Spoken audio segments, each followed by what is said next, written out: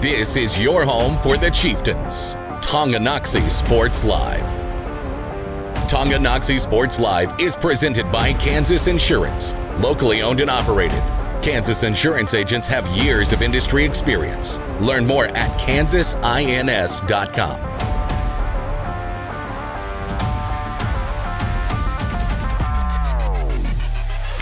Bringing it up the floor on that left side, driving the kick out, trying to go back-to-back. Buckets for Emerson Maslak. They collided with each other. Thankfully, nobody hurt. Talon from way downtown. He hit that one from Wyandotte. Shonick back the other way, weaving her way through, surveying up the court. Finds Schooler, takes it in stride and finishes with the left hand. Back-to-back possessions of the Chieftains able to get the stop. Now can they capitalize on them? McGuire for three, hits good on the step back. Knifes into the lane. Oh, look at the English.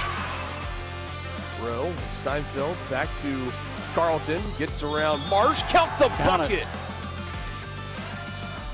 This is Tonganoxie Chieftain Basketball on Tonganoxie Sports Live.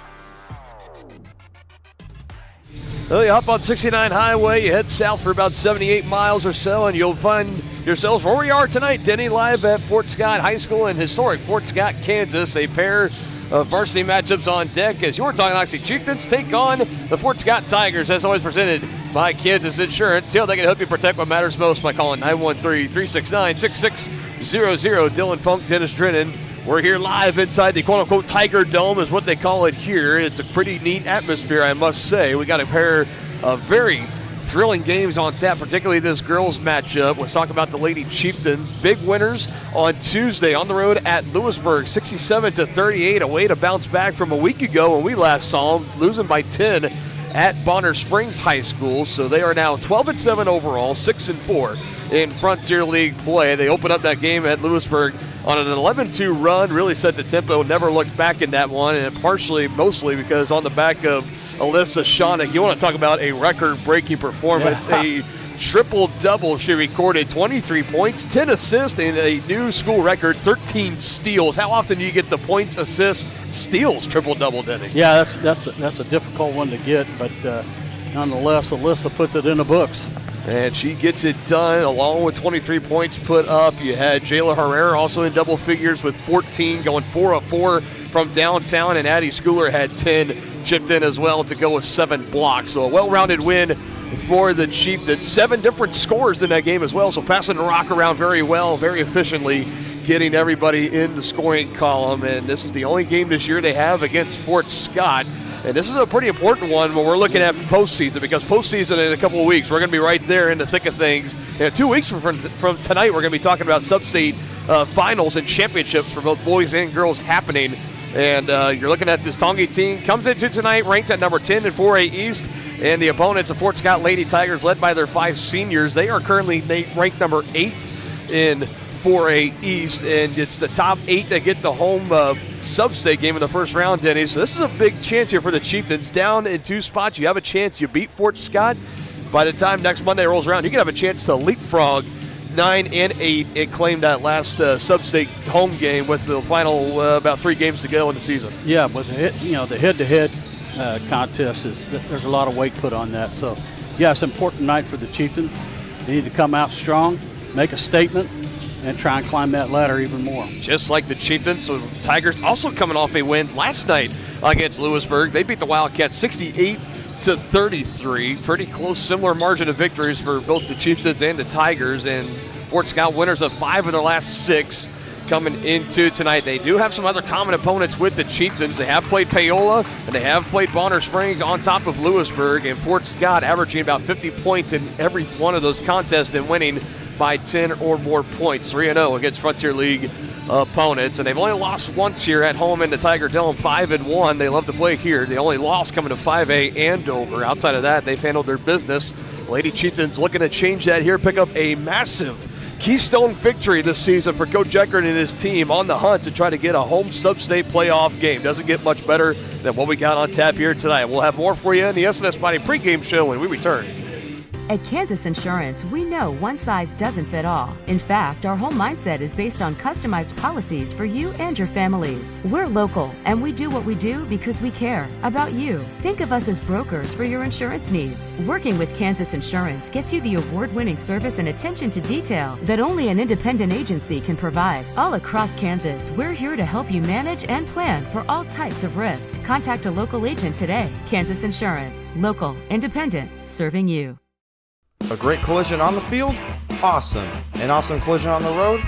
Not so great. If that bad play does come your way, take your car to S&S Auto and Body Shop in Tonganoxie. S&S has been the area's premier auto collision repair center since 1972, working on all makes and models, glass replacement, bumper repair, fiberglass and plastic, color matching, and so much more. And they work with all insurance companies. Get your ride back in the game and learn more at snsautoandbody.com or call 913-369-3193.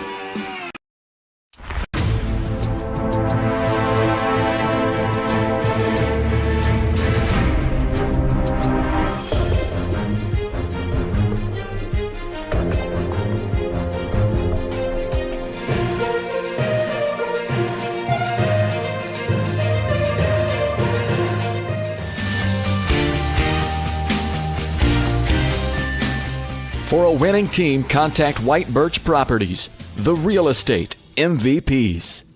Shop local and save at Brothers Market in Tonganoxie, where we treat you like family. Brothers Market has great everyday deals throughout the store. Enjoy fresh cut steaks from the meat department, the freshest fruits and vegetables from the produce aisle, and savor the flavors from the bakery. Check out their weekly ad to get the best deals on what you need. From apples to aspirin, Cool Whip to cool crisp lettuce. Brothers Market, open daily. Learn more at shopbrothersmarket.com.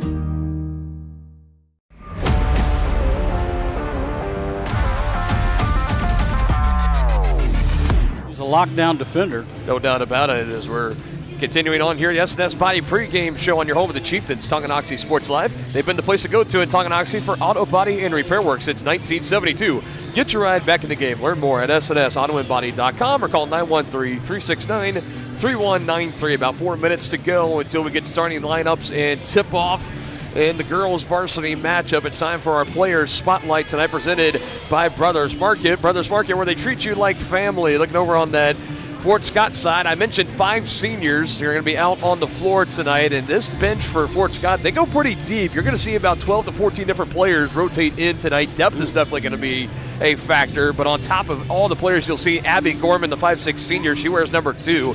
She is a terrific basketball player. A 13-point performance last night, 3 3-point baskets, and she was mentioned as a Keisha 4A player to watch coming into this season, an all-league and state selection a year ago as a junior, a 4-year varsity starter. Last year averaging 10 points, 3 rebounds, and 3 assists. She is the straw that stirs the drink on that side for Fort Scott. Right. There's a couple of those players on that Chieftain side too, Denny. Who are you looking to maybe step up and have a big game tonight in our player spotlight? I really think they're going to need help on the defensive side tonight, partner, to help shut down some of this Fort Scott offense. And Ashlyn Bruni has been the shutdown defender so far this year, by my estimation. So I would have looked to Ashlyn to step up on the defensive side, and then, of course, Alyssa Shonick and Addie Schooler on the offensive side.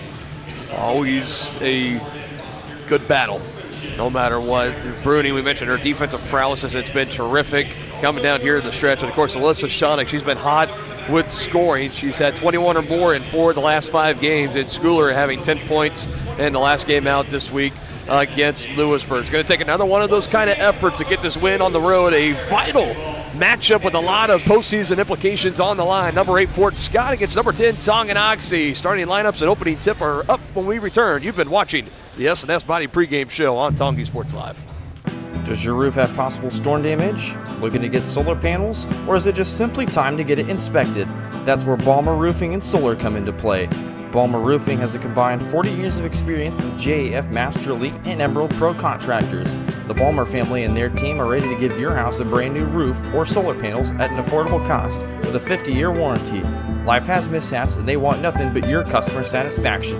Let them prove why so many of your neighbors choose Balmer for their roofing projects. To schedule a free inspection, call 913-845-5252 or visit them online at balmerroofing.com. Your one stop for beauty and relaxation. That's the Beauty Bar Salon and Spa in downtown Tonganoxie, offering services for men's and women's haircuts, facial waxing, tanning, makeup, bridal services, and more. Their team is dedicated to providing a memorable experience for each guest. From vibrant styles and colors to soothing massages, they have everything you need to look and feel amazing.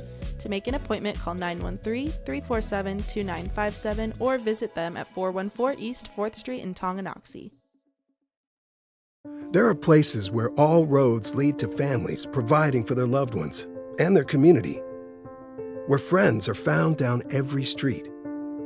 That's where you'll find us, taking time to get to know you, calling you by name, generation after generation. Farm Bureau Financial Services. It's your future. Let's protect it. Contact Farm Bureau agent Tex Vandervoort in Tonganoxie today.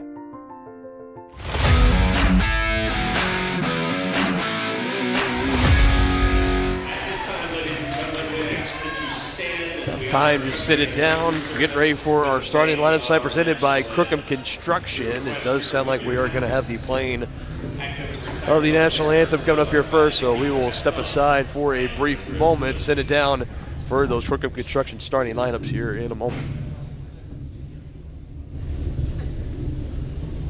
The national anthem will be performed tonight by Fort Scott High School sophomore Gianna Corbin.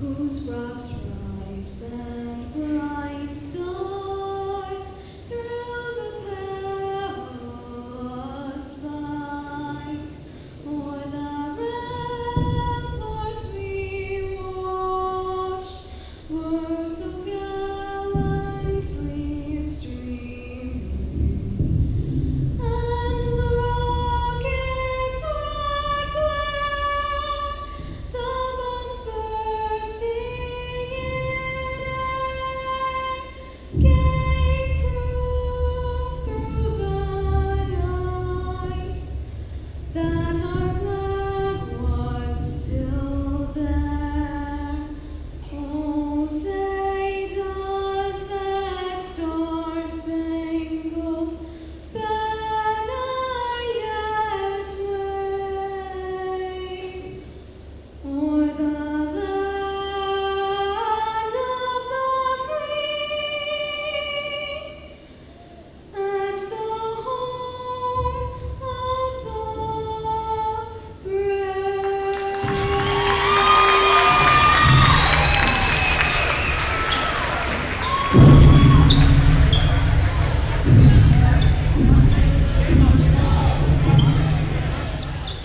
All right, officially now we will sit it down. These are your starting lineups tonight presented by Crookham Construction, performing a wide variety of concrete construction and special project services throughout the area. They're hardworking people with small town family values.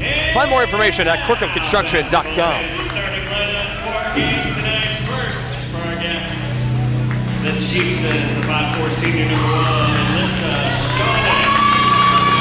And for the Tigers, a 5'6" senior number 1, Riley Cowan. For the Chieftains, a 5'6" senior number 2, Kalia Bowman. And for the Tigers, a 5'6" senior number 2, Abby Corbin.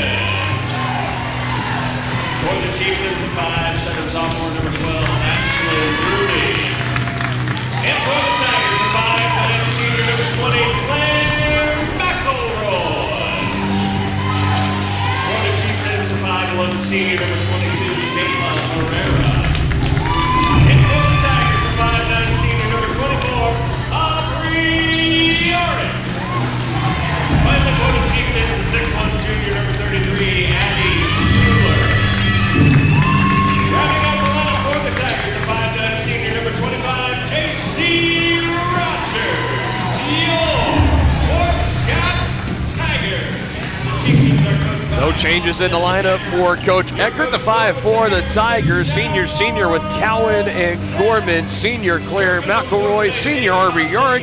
And senior J.C. Rogers. 5 seniors, all 5 in the starting lineup tonight for Fort Scott. You've been watching the S&S Body pregame show as we are ready to go tonight on Tonganoxie Sports Live. Denny, real quick, how about some keys to the game tonight presented by First Security Bank, proud supporters of Chieftain Athletics. Big one here tonight, a lot of postseason implications on the line for the Lady Chieftains. What are the keys to victory? Well, stay out of foul trouble, number one. You can't afford to lose your 2 big scorers. So Shonick and Schooler's going to have to stay out of foul trouble. And I think you need to ramp up the defense here. I'm interested to see if they'll come out with a zone or a man-to-man. Of course, eliminate turnovers, take care of the ball. As Schooler wins the opening tip, we are underway here. Chieftains open up in control with possession. Fort Scott opens up in a zone defense. It'll be a nice way to open up this game, kind of let the tensions relax, us get first on the board, and that's exactly what happens on a Jayla Herrera 3-ball. Yeah, that's what you want to see. But going back to the game on Tuesday, she is now 5 for 5 on her last as many attempts from 3-point range. Doesn't get much better than that. I'm not the best at math, but that's 100%, partner. Yeah. Fort Scott's just as explosive of an offense. Great sharpshooters. They're tremendous with ball movement, as you see right there. Nice cut and a nice finish. Rayleigh Cowan is the one that lays it in. Yeah, that was a good pass, but it was weak side help was late coming over for the Chieftains. They're going to have to clean that up. Shonick weaving her way through, gets tripped up there at the end, and Alyssa Shonick is going to go to the line for 2. Real quick, another look.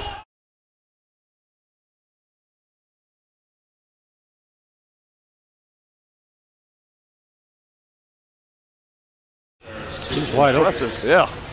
At the line, Alyssa Shonick shooting 2. So here's 2 free throws for Alyssa Shonick. As the first one is up in the air, and it is good. First points tonight for Alyssa. 23 points, 3 rebounds, 10 assists, 13 steals, a new school record on the way to collecting a triple-double. Just tremendous, tremendous stuff. She went 3 of 7 at the line on Tuesday. She starts 2 of 2 here tonight. Chieftains picking up full court, but it's just token pressure.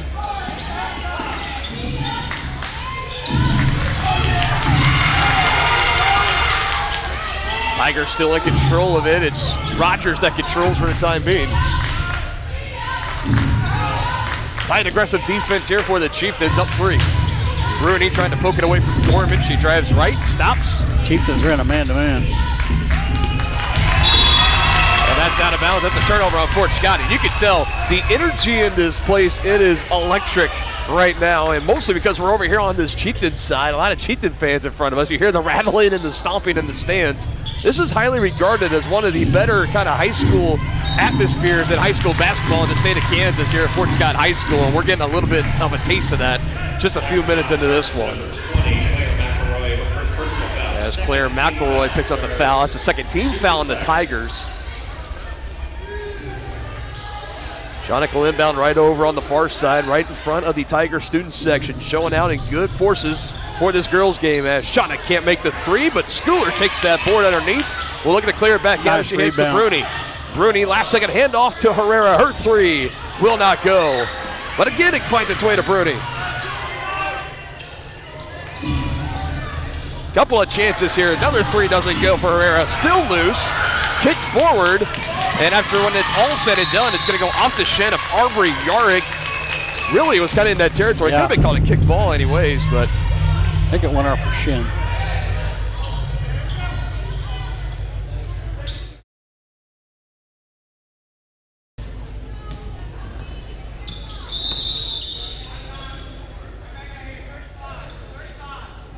What happened? I think resetting the shot clock, so make sure it was back at 35 seconds.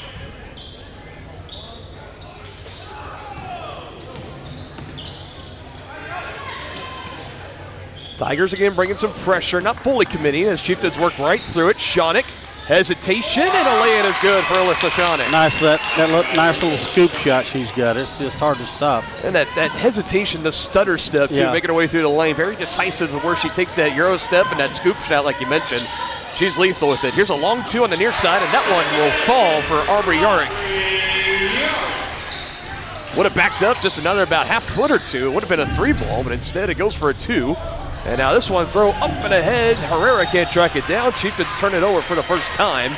Fort Scott back with the basketball, up 3, 7-4, 5:16 still to go in this first quarter. Chieftains still going to pick up full court, looks like. Back with the same officiating crew. This is the same crew we had during the JV game. And if it's anything like the JV game, there were a lot of whistles, so got to expect a lot of free throw attempts, at least in this game, potentially, Denny. We'll just have to wait and see. Here's a shot on the far side, air-mailed. Good contest there by Schooler, but nobody can get the board, and it's collected underneath. That's Abby Gorman, who we mentioned in our Brothers Market Player Spotlight. She gets the rebound, and she gets the 2 points, brings her team back within 1. Not if the Chieftains have anything to say about it. Abby Schooler is going to go to the line. Great job by Ashlyn Bruni, taking that pass, moving it up the floor to find Addie in stride. Ashlyn's had a couple of big rebounds already in the night, too. 24, Aubrey Yarick, your first. First foul on Aubrey Yarick. So here's Addie Schooler, the 6'1 junior. First shot is good. One thing that is very important to mention is the free throw shooting for the Chieftains, particularly as we've turned the page from January into February. It has been exceptional. Much, much better. And they're going to need it. Yeah, as we start to get closer into postseason time, that's exactly it. Got to be able to hit your free throws down the stretch. The Chieftains have proved that for multiple games in a row now. The last 5 or 6 been highly reliable from the line. As Herrera will scoop this one up. Turnover number 3 for Fort Scott. Caused by Ashlyn Bruni.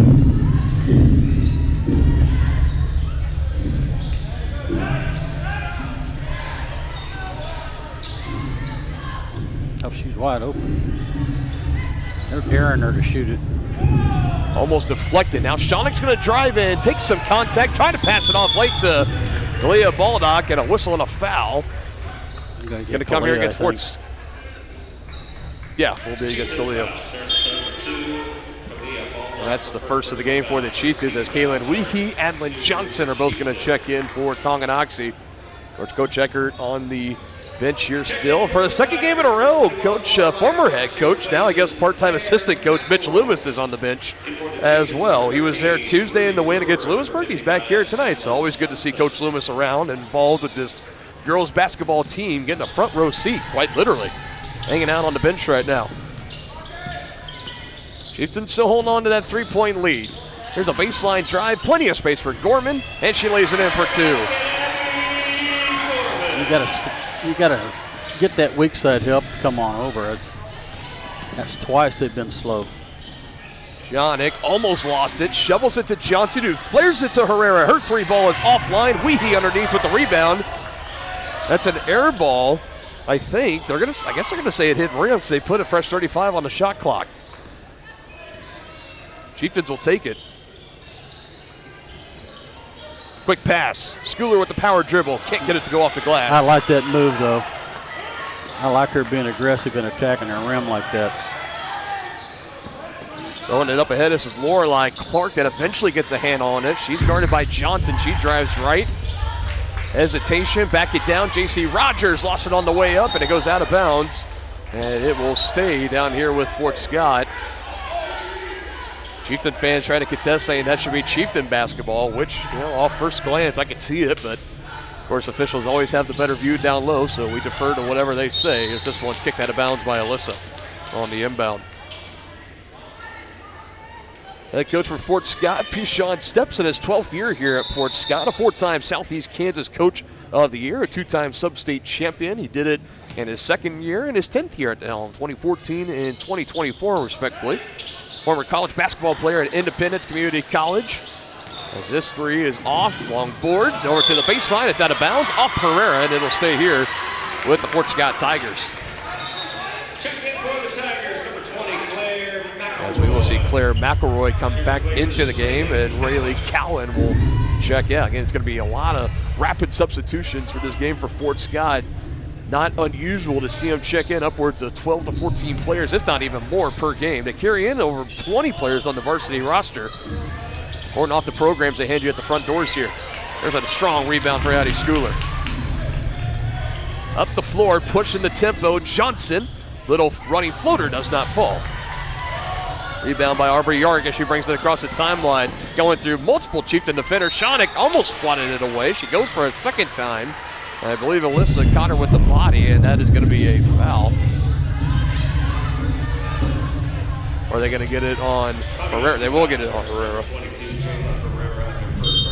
That's the first for Herrera. Second team foul for the Chieftains. 3 team fouls for Fort Scott as Ashlyn Bruni will check in for the already mentioned Jayla Herrera. McElroy finds it in. Gorman gets taken down to the deck. And that's another poked away by Shonick. Aggressive defense here early for the Chieftains. 2.5 to go in this opening quarter. Here's a 3-ball from Alyssa. Short. Had a good look. Hart clanking the iron. Now Fort Scott coming fast and furious up the floor. And a clean block by Adelaide Johnson. Taken away out of the hands of Shonick. It was poked away by Aubrey Yarrick.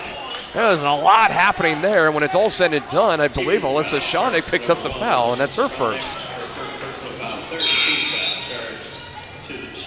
That was a lot to unpack there in the last 10 seconds or so of game time. Addie Schooler's going to get a breather.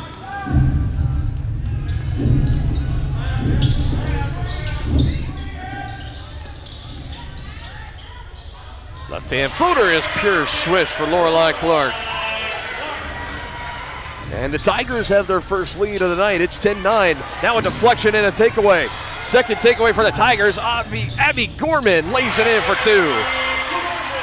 And already 6 points tonight for Abby Gorman. She had 13 last night in the win against Lewisburg. Has her Tigers up 3. Here's a late feed to Weehee from Shonick. Caitlin can't finish inside. Already third rebound for Aubrey Yarrick. Tigers starting to get their rhythm. Chieftains trying to get a stop. Saved in, knocked out of bounds, and again off the fingertips of Caitlin Weehee. 25 seconds on the shot clock. Final 95 seconds to go in this first quarter.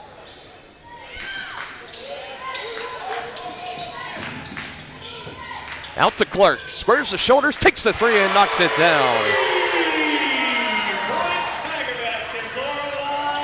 Had 3 in the game last night from downtown. Did Clark, the leading scorer, 15 points off the bench. And those are big points right there for Fort Scott, starting to build their lead, now up to 6. Chieftains desperately need a bucket on this possession to try and answer. Started out with all the momentum in this game, now find themselves down. That's a good answer on a feed inside to Adlin Johnson. Yeah, nice turnaround finish by Ad on there. I like that she didn't put it on the deck, she just took it to the basket. Fort Scott stringing together scoring possessions, 3 in a row for him. Here's another 3 from the same spot from Lorelei Clark, but not the same result. It is an air ball, and the Chieftains will have the basketball back, 46.4 to go, as Coach Eckert quickly gets Addie Schooler and Jayla Herrera both back out on the floor. Keelan Weehee and Kalia Baldock are going to be the ones to come out. You also have Rayleigh Cowan checking in for Fort Scott.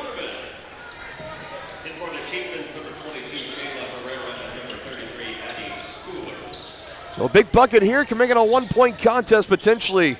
They go into the second quarter, nearly thrown away. Shonick able to track it down, out-racing Cowan. Now Alyssa skips it to Addie. Addie, good finish. Nicely done by Addie there. Second assist of the game for Shonick. That's already points in the book for Schooler. Another rebound for Bruni.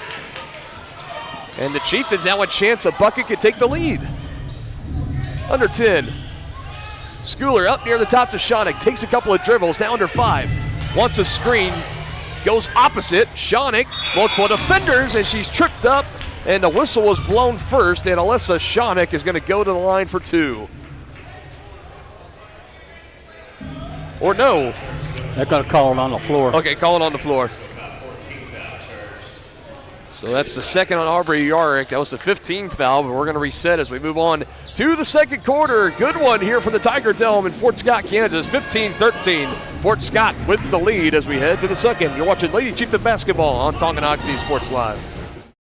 Does your roof have possible storm damage? Looking to get solar panels? Or is it just simply time to get it inspected? That's where Balmer Roofing and Solar come into play. Balmer Roofing has a combined 40 years of experience with JAF Master Elite and Emerald Pro contractors. The Balmer family and their team are ready to give your house a brand new roof or solar panels at an affordable cost with a 50-year warranty. Life has mishaps and they want nothing but your customer satisfaction.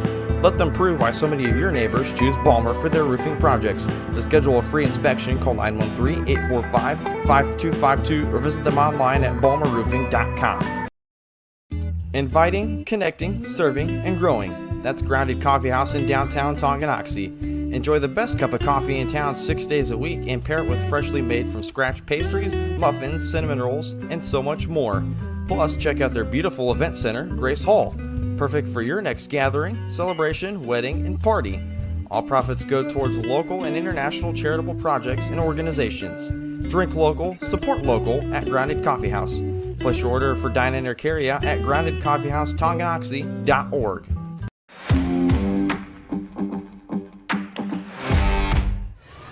Got a good one here as we open up in the second quarter. 15-13, Fort Scott to lead over Tonganoxie. Dylan Funk and Dennis Jenny here live with you at Fort Scott High School inside the Tiger Dome, the main gymnasium here. Leading scorer for the Tigers, Abby Gorman. She's got 6. Here's a feed down inside. Little right-hand hook way offline. Another rebound for Schooler. That last shot way off for Mary Malone. Addie gets her third rebound. Ball's in the hands of Shawnick. She's got 4. Looking for 5 and 6. Doesn't get it there. Put back on the rebound. No good for Addie. Took about 4 or 5 micro bounces on the rim. Now here comes Fort Scott. Gorman weaving her way through. Good hesitation. Denied by Schooler, but they called her for the foul. She went straight up. Let's have another look at it.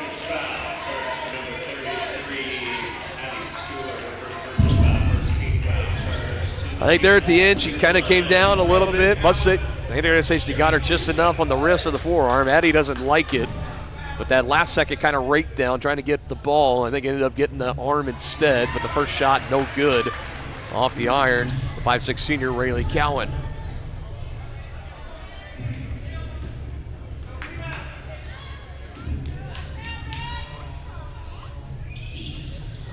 And she goes 0 for 2 as Johnson gets the rebound.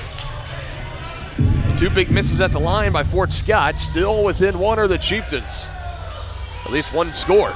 So that one's too strong for Herrera, but another board by Ashlyn Bruni. Chieftains trying to capitalize on these second chance points. Nearly a turnover there. Now they go down low to Addie. Addie, little offline with the left. Taking on some contact underneath, but no whistle. And now a travel. That's already the 5th turnover of this first half for Fort Scott. That one's going to go against Lorelei Clark, who the tight defense there for Herrera just had her frazzled enough. She took that extra carry step.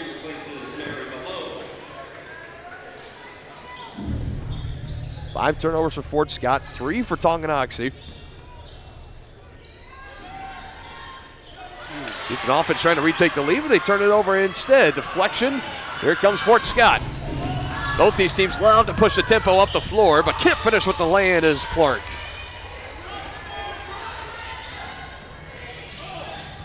Shawnick, 0 to 100. Tried to go off the glass, took a hit check there. That's no foul. Gorman on the board. Coach Eckert starting to get vocal. Blocked by Addie Schooler. No denying that. Clean block on J.C. Rogers. Yeah, Addie knocked that one away too. And we will have a timeout here by Tonganoxie. 30 seconds. It's their first spent of the ball game, and I think we needed that timeout. Things were starting to get a little bit intense. Yeah, I needed it. yeah, I think you and I definitely needed it up here in the booth. 30-second timeout as we keep it here. A good time to remind folks, Chieftain Athletics tonight presented in part by the Tonganoxie Public Library. Why pay for downloadable audiobooks when you can stream them for free with a Tonganoxie Library card? Download the Libby app or visit the library's website to learn more. Here's a look at what we got coming up here. Tomorrow morning, 10 a.m., we'll have coverage for you live from Tonganoxie High School, the 4A Girls Super Regional wrestling tournament already getting started as we speak right now. We'll have the final 2 or 3 rounds for you tomorrow, and then more basketball to close it out. Paola next Friday. That following Tuesday, senior night at home against Ottawa, and then that first week of March 2nd through the 7th, sub-state basketball action. We'll try to cover as much as we can do. We're about towards the end of winter sports season here. Only 3 games after this one, Denny. It's just flown by, partner. 3 games for this team. The next one Tuesday on the road at Baldwin. Our Baldwin Sports Live channel will be covering that. So for you and me after tonight, we got 2 more guaranteed games left with both the boys and girls basketball teams. And then before we know it, we're going to be probably talking about making our trip to Salina for state baseball or state softball. I don't know. It's just crazy how fast this time of year goes by. I think fall goes fast, and then we get to winter sports, and it just seems to go by even faster. It blows my mind. On the deck, or Baldock had it. I guess they'll say that she traveled with it. Both teams really starting to pile up the turnovers. 11 combined between our 2 teams. We've been stuck here at this 15-13 stalemate right now.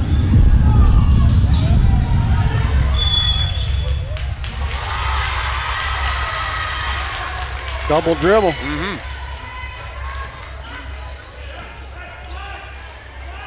Shauna getting vocal back over towards the bench. You can tell the competitiveness out there of these 2 teams. It is dialed up to 11 right now. Both teams, they know what's at stake and on the line. Could be the difference with a win or loss tonight of having a home sub-state playoff game or having to go on the road. That much on the line. Still loose. That's a good hustle play. That's a nice second chance by Addie. Ties us up at 15. I think that was Bruni that might have knocked it loose there at the end and laid way to Schooler. Meanwhile, Baldock gets called for the foul on the other end. Well, that looked like all ball, too. And for Kalia, on my book, that is going to be her second. And it is her second.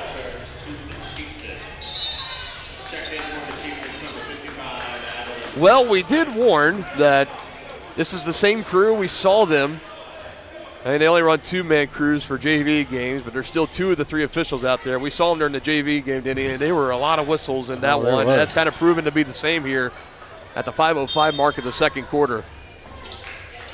If anything, they're consistent, at least, calling it on both ends of the floor. Entry pass inside. Rogers kicks it back out. Clark for her second 3, and that is pure swish. Splash. Oh, no doubt. The second 3-point basket for Lorelei. Clark, she's now got 8, puts Fort Scott back in front by 3. Right there at the left wing. It was just about where she made her first one, too. Maybe a little more to the left in front of the Tongi bench as another one's taken away. This one from Addie Schooler, but Shonick pokes it away out of the hands of Claire McElroy as both teams swap turnovers. Shonick, crossover, kicks out to the right. Her Guerrera 3 is no good. Adlin Johnson on the rebound, shoved from behind, and 2 free throws on the way for Adlin Johnson. Nice offensive rebound there by Allen. A nice putback. See if she can knock these down. That'll be big. Yeah, it's very obvious. The push in the back. Official all over it. First foul of the game on Rayleigh Cowan. Adlin Johnson knocks down her first free throw. 5'11 sophomore, got a lot of good playing time last year as a freshman. Has continued here, has appeared in all 19 games, now 20 games in the season for Coach Eckert. Had a season high 10 points last Tuesday in the road loss at Eudora. And on that made free throw, she's got 4 here tonight. She's given the Chieftains a lot of good minutes. No doubt. This year. Back and forth we continue to go in this one. Another one put on the deck. Shonick diving on the board. Jump ball. It's going to be Chieftains ball. And I'll tell you, that is something that can energize a team when you see your team leader diving on the board, going after those 50-50 balls. That can get a team going for sure.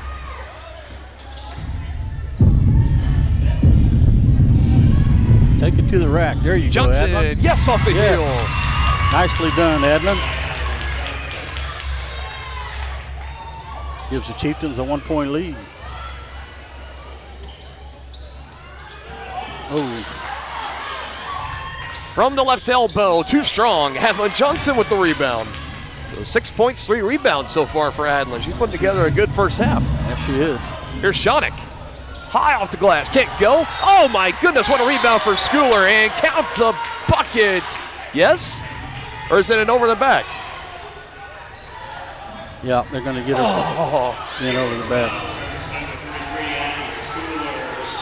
Second personal on Addie.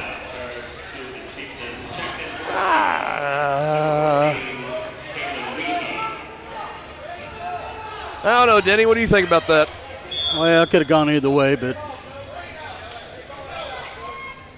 I understand her frustration. I do too. Now going up ahead is Gorman. Get behind a defense. She can't finish. It's tipped out of bounds, and that's Chieftain basketball. Woo.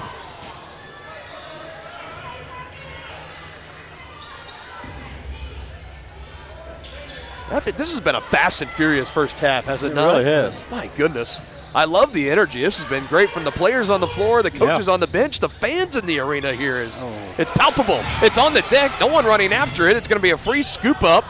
And laying good by Rayleigh Cowan.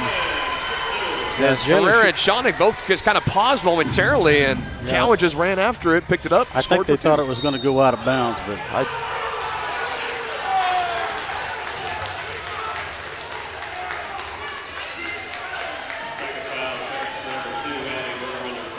first personal there on Abby Gorman. 3 team fouls for the Chieftains, 2 for the Tigers. I'll tell you, after every whistle and every foul call, whatever opposing fan base the call is going against, they are getting up. They're getting very, very vocal, and we're not even at halftime yet in this one, folks. This is intense. Here's Shonik, left hand, good. There you go. Weaving her way through contact inside, and Alyssa Shonik, she's got 6 and puts the Chieftains back in front by 1. Gorman back to Clark in the near corner. Going to try to dribble around. Herrera staying with her. Now a switch by Johnson as she hands on the right wing to McElroy. Inside feed, batted around. Rogers, Gorman has it. Here's a 3 on the right wing. No good for Clark, and Shonik tracks down the rebound. Her first of the game. Here comes Alyssa. 3-on-2 for the Chieftains. Alyssa lays it in. Coast to coast for Alyssa Shonik. And a timeout called on the floor by Fort Scott. And the Chieftains starting to get it going. Back in front by 3. Alyssa Shonik, she's got 8 in the game. What a nice lay-in. Rebound going coast to coast.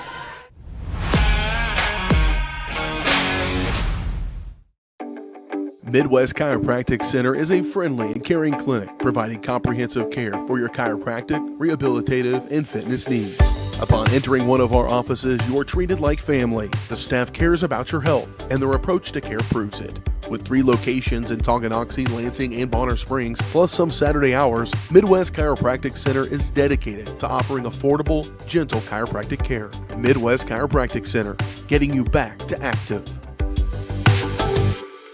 Hey, you ready to go to my mom's? Well, I can't go today. I have to mow. It's probably going to take all day.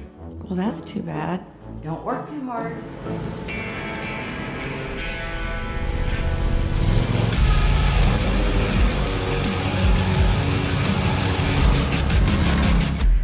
Dixie Chopper. Speed when you need it. See the full lineup at hersinc.net. Call 913-247-3530 or just stop on by. 3-point Chieftain lead here in the Tiger Dome at Fort Scott, Kansas, 23-20. Tonganoxie with the lead. They opened up with the lead. Fort Scott took it back. Going into the second quarter, Chieftains have retaken it on a quick 4-0 run, and now an offensive foul going to be called here against the Tigers. Another empty possession. She Hooker with the elbow. That's what it looks like. The first of the game on Mary Malone. 25. That's J.C. Rogers. That's her second personal. As this deflected out of bounds, and they're going to say off the hands of Alyssa Shonik. Quick hands by Rayleigh Cowan. I think it went off Alyssa's head, actually. Well, last off of Shonik, that's for sure. Yep. I mean, I'm looking down at my scorebook. I'm getting the fouls put in, and I look up, and there's the ball ricocheted. I mean, this game has been so fast. Literally, if you blink, you miss a half a possession or so. Exaggerating, of course, but this has been a fast and furious game. Both fan bases being heavily involved as Shauna gets another rebound. Good contest there on the shot by Abby Gorman. Rooney, baseline drive, pop up, no good, but the board comes right back to her. It was initially Weehee that got a handle of it underneath. Rooney controlled, and Chieftains will inbound. It'll be Shonick to trigger it right in front of that Fort Scott student section. Pretty mild-tempered, that student section. Yeah, that's so far. With how charged the fan bases have been here, I'm surprised the Fort Scott student section hasn't been getting more involved in this one.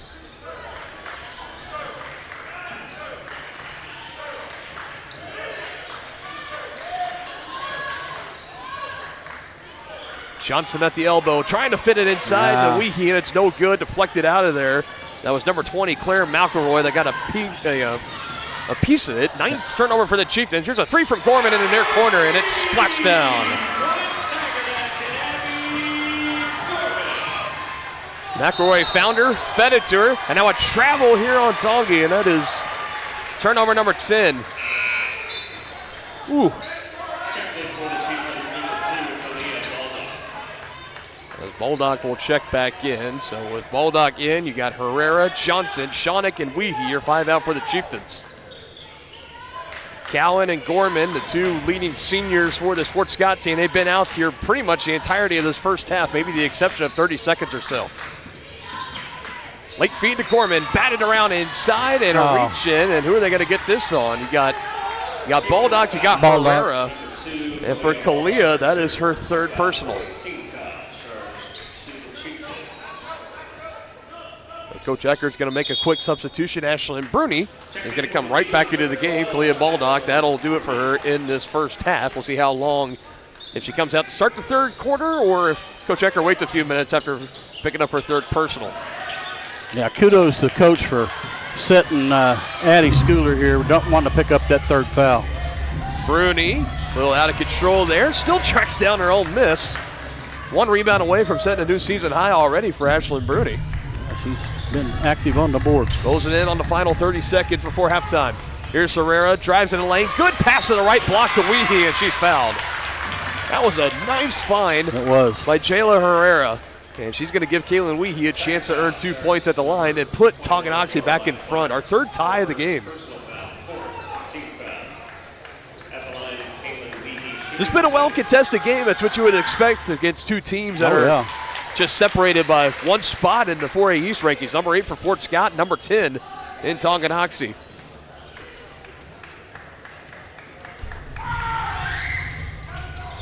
And the Chieftains so far from the line, 8 for 8.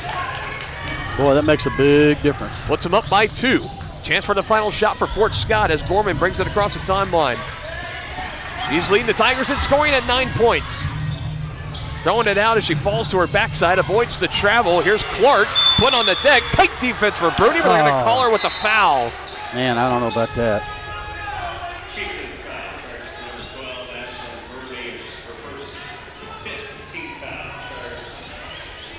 That puts Fort Scott in the bonus with the 5th personal against Tonganoxie. Like I say, they're consistent, at least with the whistles, so it's about as all you can really ask for. It's short on the first free throw by Lorelai Clark. Oh, I don't know why they put Addie back in with 12.9 seconds. I'm not sure about that. She's got to stay out of trouble. Yeah, she doesn't want to pick up that third. Lorelai Clark, she's now got 10. She's the leading scorer for the Tigers. Final chance for the Chieftains before we go to halftime. Holding on to this 1-point lead. Yorman and Cowan trying to do a double team. Alyssa gets out of it. Herrera skips it back to Alyssa. 1 second, got to put something up. It's on the way. A whistle beforehand, and I think it's got to be against Fort Scott. That's what it looks like. And if that's the case, that's their 5th personal. And this first half, more than likely, is going to end with free throws for Alyssa Shonick as Rayleigh Cowan picks up her 2nd personal. So we're going to have multiple players on both teams with at least some immediate foul trouble going into the second half. That being 2 or more personal fouls.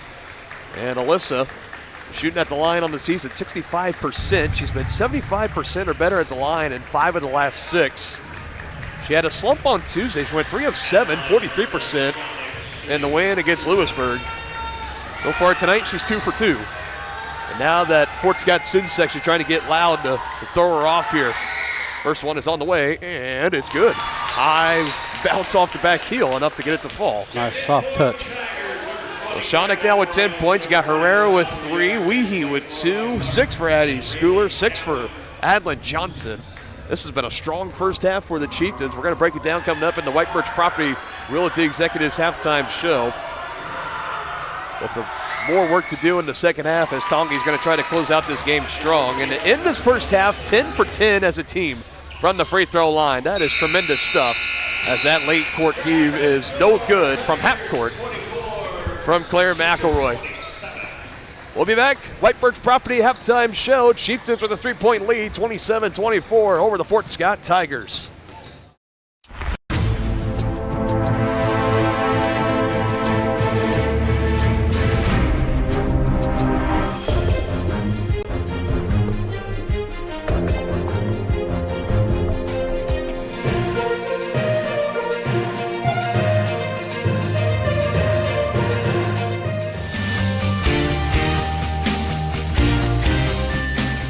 For a winning team, contact White Birch Properties, the real estate MVPs. Tonganoxie is the ideal location to start a business. That's why the Tonganoxie Business Association has strived towards a common goal of adding value to businesses and the community since 2015. They assist in providing improved services for customers and visitors, encouraging and enhancing businesses, and preserving historical and cultural assets. Follow them on Instagram for the latest and upcoming event information, and become a member today by visiting their website, TonganoxieBusinessAssociation.com. Proud supporters of Chieftain Athletics. The Tonganoxie Recreation Commission is committed to creating community through parks, people, and programs. And now, with their all-new activity center, the Tonganoxie Rec Commission can do even more. Tongi Rec understands the benefits reaped through recreation are endless. Tongi Rec has a long list of classes, activities, and programs for the young and young at heart. For program pricing and schedules, call 913-845-3502. Visit them at the all-new activity center at the Tonganoxie High West campus, or go to tongirec.org. Family-owned and operated Wizard of Paws is a fifth-generation business located in the heart of downtown Tonganoxie. The professionally trained staff takes pride in making every dog and cat look its best, whether it be to breed-specific trim or an adorable cute pet trim. Plus, their facility offers amenities in space that are doggone amazing. Call Wizard of Paws to make your appointment at 913-416-0255 or visit them at 406 East 4th Street in Tonganoxie. Learn more at wizardofpawstongi.com. Your one stop for beauty and relaxation. That's the Beauty Bar, Salon, and Spa in downtown Tonganoxie, offering services for men's and women's haircuts, facial waxing, tanning, makeup, bridal services, and more. Their team is dedicated to providing a memorable experience for each guest. From vibrant styles and colors to soothing massages, they have everything you need to look and feel amazing. To make an appointment, call 913-347-2957 or visit them at 414 East 4th Street in Tonganoxie.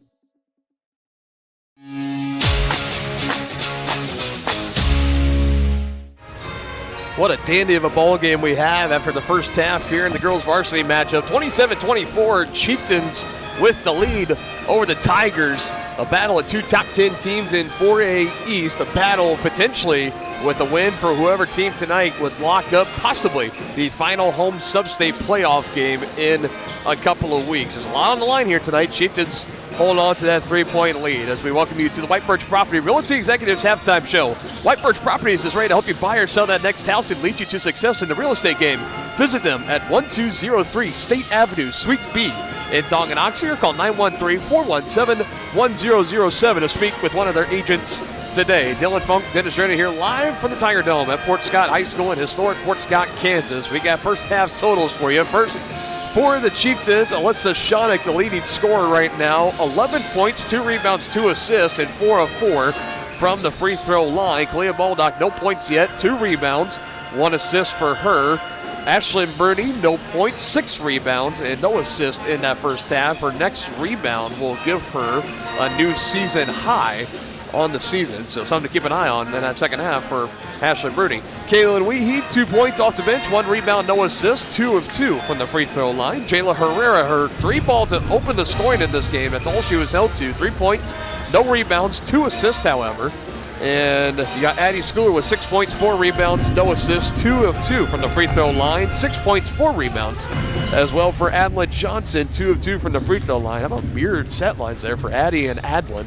Yeah, Adlin really gave some good minutes in that first half. No doubt about it. As for the Tigers, Rayleigh Cowan with 4 points, 1 rebound. Abby Gorman, 9 points, 3 rebounds, 1 assist. Your 2 starters there. You go Mary Malone, number 15, coming off the bench. No points, just 1 rebound, no assist. No points, no rebounds, 2 assists for Claire McElroy. And Lorelei Clark leading the scoring. She's got 10, and she's had 2 3-point baskets, so 6 of the 10 coming from beyond the arc. 10 points for her, no rebounds, and 1 assist. Aubrey Yarick has 2 points, 3 rebounds, and 2 assists. And for J.C. Rogers, no points, no rebounds, but does have 1 assist. Some big key takeaways. We don't have the in-depth stats, but something that really you're looking at the scoreboard right now, a 3-point lead for the Chieftains. How about it as a team? 10 of 10. From the free throw line. On the season as a team, they've been shooting 58% or around that low 60 high water mark from the free throw line. 10 of 10 tonight. Fort Scott, smaller sample size, but 1 of 3. Yep. That could be the difference in this one, Denny. You're making your free throws, a big difference, and a win and a loss, but also a home or a road sub-state playoff game in a couple of weeks. Yeah, so important to hit your free throws, especially away from home or in the postseason, because that could be the difference between winning and losing. So, looking back at that first half, that was the first half. Chieftains had the good momentum. They started this game out great. Then there was about a good 6-0, 7-0 run in there for the Tigers, looking like they were going to start to get things in stride. But then Tongi answered right back, and then both teams just went back and forth in the entirety of that first half. Tongi up by 3. What were your thoughts and takeaways after that first 16 minutes? Well, I'll tell you what, I thought, like you said, we don't have the stats, but my eye test says that the Chieftains got more second chance points than did the Tigers, because Ashlyn Bruni has been an absolute beast on the offensive boards. Yeah, I mean, just offensive rebounds alone. Ashley Bruni, of those 5 rebounds that she has, I mean, probably 3 of them have come off the offensive glass, and Shawnick's been getting in there. Schooler's been getting in there. She had that one where she went straight up, got it over a Fort Scott defender. They called her for over the back. She didn't like the call, but, it's just one of those things. It is what it is. But the rebounding tonight, cleaning it up on both sides, not just the offensive end, but the defensive end too. It's been really good tonight for the Chieftains, and really for Fort Scott. The 3-point shooting, that's been a key part of keeping them in this contest. You've had 1 for Gorman, you've had 2 from Clark, and those 9 points right now, you take even just 3 or 6 of those away. This is feel like a different ball game right now. So. Yeah, we'd like to see Jalen Herrera get hot here in the second half and knock down a couple more. And of course, Alyssa, she can hit them at any time as well. Yeah, and it's going to be a lot of fun. These next 16 minutes we got coming up here. Alyssa Shawnick leading all scorers in this game right now, tied for leading scorer with 11 points. And you got Johnson and Schooler each with 6 points for the Chieftains, as Tongi saw a total of 5 different scorers in that first half, moving the rock around pretty well. Gonna need a more complete second half here, trying to pull off this win in Fort Scott. It'd be a huge one of the biggest since Coach Eckert has taken over now in his second year, on the back end of his second year as head coach here at Tonganoxie High School. You've been watching the White Birch Property Realty Executives halftime show. The second half is coming up next. Have you heard of Genesis Schools? Teaching students in preschool through 5th grade in Tonganoxie, Genesis offers smaller class sizes, individualized instruction, and a Christian worldview. Their mission is to exalt Christ by teaching and reinforcing biblical truths while producing well-rounded, educated young people who are equipped to serve God and others. For enrollment and tuition information, call 913-845-9498 or online at genesisschools.org. More toppings, more taste, more value. Gambino's Pizza. You're gonna love it. Taste mouth-watering flavors in our new chicken bacon ranch pizza. Bring a crowd to feast on our 11 toppings mobster pizza. Pizzas with quality meats and a 100% real cheese, like our triple tasty seasoned sausage cravers pizza. Try favorites like pastas, calzones, sandwiches, appetizers, salads, and desserts. More toppings, more taste, more value. Gambino's Pizza. You're gonna love it. At Fort Scott Community College, we understand that a scary part of figuring out your future isn't only answering the question, what should I do, but where do I belong? Maybe you belong here, preparing for a career in healthcare as part of Fort Scott Community College's nursing program. Or maybe you belong on stage as part of the Hounds band or theater department. I don't know where you've been or where you're headed, but I know we're saving a spot for you because you belong at Fort Scott Community College. The same look and location of a classic drugstore with the services and supplies of a modern pharmacy. That's what you'll find at the Downtown Drug Store in Tonganoxie. Of course, Downtown Drug is the local choice for your prescriptions and health needs, but did you know they have the best selection of Tonganoxie Pride and Chieftain game day gear in town? And a whole lot more. Cards, gifts, home decor, and even the best way to satisfy that sweet tooth. The Downtown Drug Store. Call 913-369-3800 or visit them online at thedowntowndrugstore.com.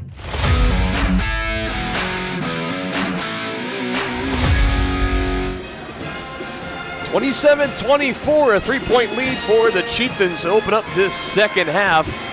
Played a strong 16 minutes in the first half, looking for another strong 16 to try to close out this game, get this huge win on the road, potentially on the bus ride back home tonight to Tonganoxie High School. Could see the Chieftains move up to that 8 spot. Remember, in sub-state, it's the top 16 teams that get in. 17 and 18 don't qualify. And in the first round, 1 through 8 host a sub-state game. Something this Lady Chieftain program has not done in quite some time, over a decade plus, is host a home playoff game. And a big win here tonight could help them solidify that, as right out of the gates, Abby Gorman is going to pick up foul number 2 as she tried to close in and contest that board. It was taken by Ashlyn Bruni. So we mentioned the foul troubles. I mean, there was a lot of fouls in that first half. There was multiple players with 2 fouls. You're looking over on that Tongi side. You got right now, I mean, just Addie Schooler with 2. Kalia Baldock has 3. It's really on that Fort Scott side. You got Callan with 2, Gorman with 2. 2 of your leading go-getters right there. Aubrey Yarrick has 2 for J.C. Rogers. And now here's another one that's going to be added to Tongi. The guy clear across the court called that, and the guy standing right next to her didn't. Interesting. One thing Chieftains got to try to limit, 10 turnovers in that first half. 11 now in the ball game. 8 in the first half for Fort Scott. Need to cut down on that. Rogers going to try to drive on Addie, sticking right with her. Good defense by Schooler. Try it again. Rogers pivoting around, and just clean block there for Addie, using that 6'1" frame to deny it. It's her second block of the game for Addie. Now Bruni gets the takeaway. All the way, Ashlyn. Bruni walked from behind. Ashlyn Bruni. Yes. Oh, my goodness. Reverse layup there, good for Ashlyn. Good for you, Ashlyn. Just how you draw it up, right? Yeah. You get the steal, almost poked away by Gorman here. She still controls it, gets a little up and under with the left hand. How about that, Denny? Really nice. And that's foul number 3 on Rayleigh Cowan. And Bruni on the free throw attempt is a little strong as it goes out of bounds, and that's off the knee of Kalia Baldock. Good effort to the end, trying to fight off Aubrey Yarrick, but that's Fort Scott basketball. And there's the first missed free throw of the game for the Chieftains. A perfect 10 for 10 in that first half. It's also the first points of the game for Ashlyn Bruni, who you had mentioned in our Brothers Market Player Spotlight that you were looking for her to potentially have a big night tonight on offense. As the Chieftains get another takeaway. There comes Ashlyn. It was Schooler that was initially in on it. It was officially controlled by Bruni. Hands to Shawnick. Leading the Chieftains in scoring with 11. She goes back to Ashlyn around the horn. Ashlyn's slices feeling it the now. lane. Ashlyn Bruni just off the glass. Baldock with an offensive board. Well, I tell you what, you got to love Kalia Baldock's work ethic in the paint there. What they call an offensive foul? That's an offensive foul. On who? That's on Shawnick. That'll be her second. Another look. Whoa, man.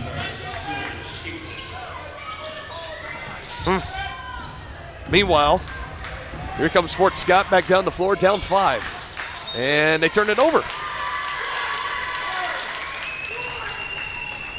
Both teams now even with 11 turnovers, 22 total.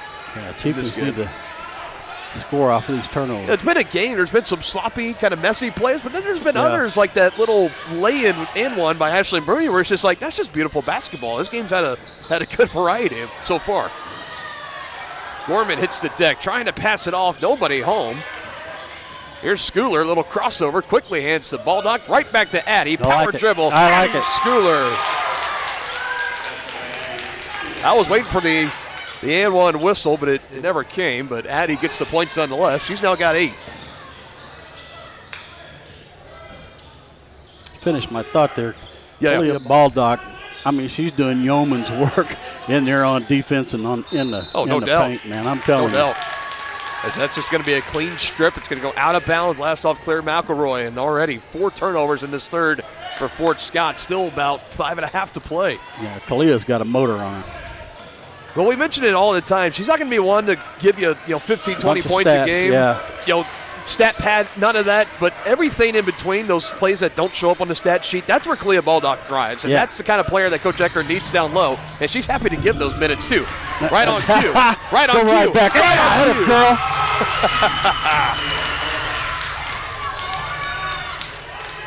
We manifested it, didn't we? There we go. That's Spoke 1 point, it into being. 1 point for Kalia, 1 point for you and I to share. And the Chieftains now with their largest lead of the game at 9. Chieftains playing good defense.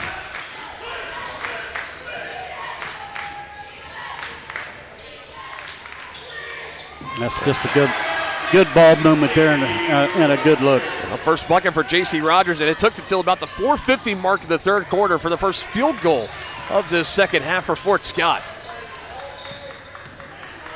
Now this was a good matchup before going into the postseason. And this is very well within the realm of possibility. These two teams can meet again, they can meet again in a couple of weeks. Here's a 3 for Booney.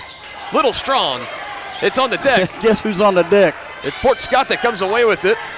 It was controlled by McElroy. Up the floor we go. And Jayla Herrera making a nice hustle play as that one's out of bounds. And she gets a nice round of applause from her bench.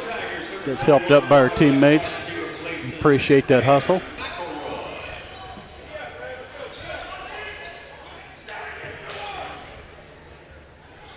You can sense the importance of this game. From both, all the players, both coaches, they know what's on the line, and both teams are playing their hearts out right now. As that'll be Chieftain basketball. I thought maybe that shot had been blocked, but hard to tell. But more Gorman thought that. Yeah, Fort Scott tried to save it in bounds and cost him. Yeah, Gorman thought that she was shoved as she looked over to the official, and no dice on the call.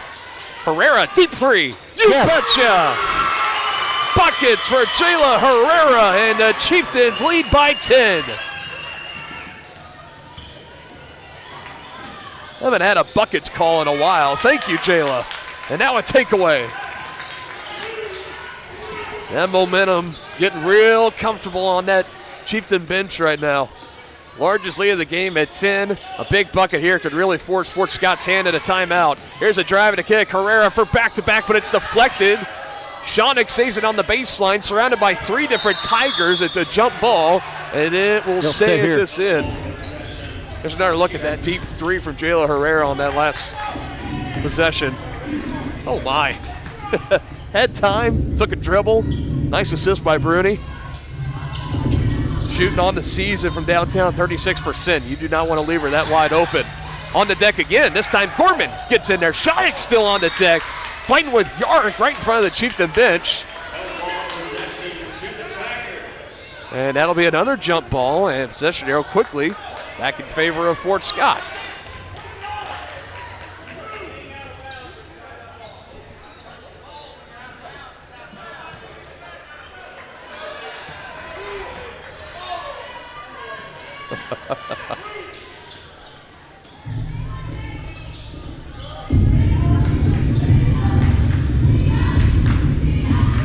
Gorman bobbled loose and still controlled. Bailed out by Yarrick. Here's a 3, looking for her third of the game, and it's good for Lorelei Clark. And that was much needed for Fort Scott to bring him back at least within 7 as we got a full timeout. We'll be back with a quick 30-second timeout here on Tonganoxie Sports Live. Your home for live local sports. Varsity Sports Live delivers professional level coverage with high-quality video and broadcasters that know your schools and community. Touchdown, Tonganoxie! With the support of local businesses, you never pay to watch varsity sports. Live, local, free high school sports coverage. That's Varsity Sports Live.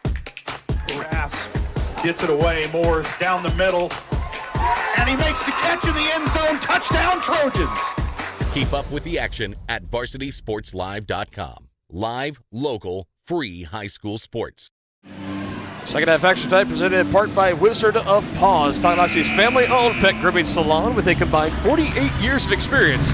Schedule your pet's appointment today at wizardofpawstongi.com. Dylan Funk, Dennis Drennan. 3 timeouts left in the game for Fort Scott, 4 for Tonganoxie.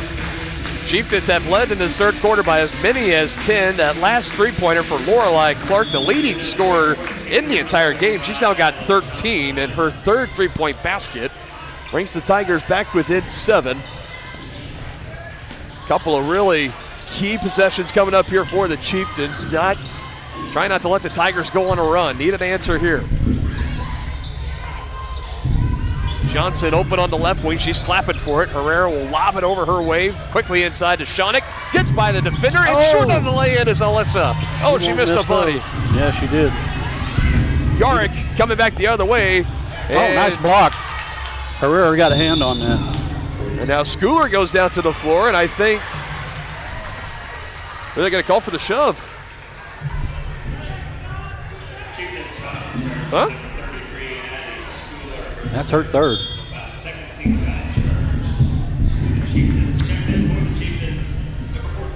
So Addie will get checked out. Weehee comes back in.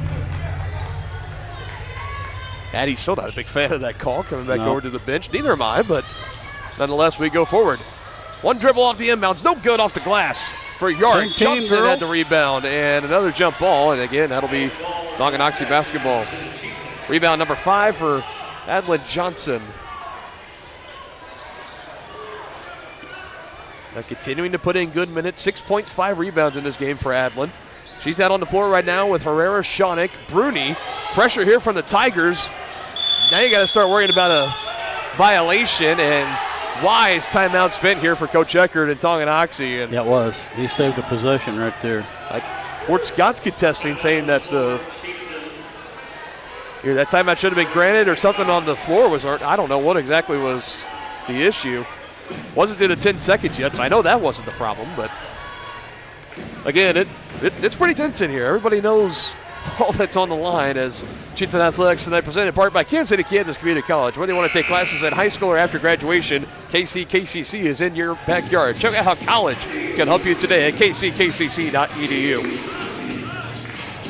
2:13 to go in the third quarter. Chieftains holding on to that 7-point lead, 36-29. Pretty much best way to sum this one up, Denny. It's been a really highly competitive basketball game. It really has. So far. It's been fun to watch. It's been fun. It's been intense. You can imagine what the final 8 minutes in the fourth quarter are going to look like at this rate. Here's Bruni looking for more points, and it just swirls out. Doggone it. Tough shooting luck there for Ashland. Now the Chieftain offense going cold, leaving the door open potentially for a Tiger rally. Tigers were down 10, now within 7. That last 3, no good. A couple of hard bounces on the iron, and Johnson scoops up that board. That was a missed 3 in the near corner by Abby Gorman. Here's Herrera slicing the lane. Extra pass. Johnson, a right wing 3, hard off the heel. Weehee had it, lost it, and it is Chieftain basketball. Ooh, I don't know about that. Woo-hoo. Okay, we'll take it. Now Fort Scott fans starting to voice out their frustration. And on that one, I could see. Catch and shoot and fouled is Johnson. She'll go to the line for 2.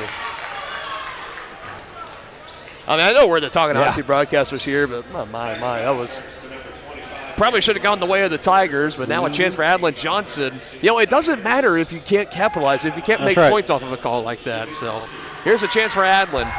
Third foul tag to J.C. Rogers.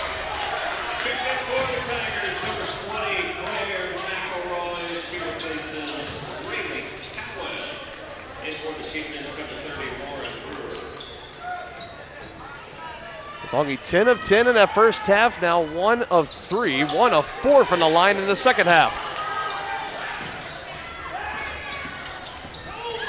And it stays 36-29. Crossover here on Clark. She traveled. Yes.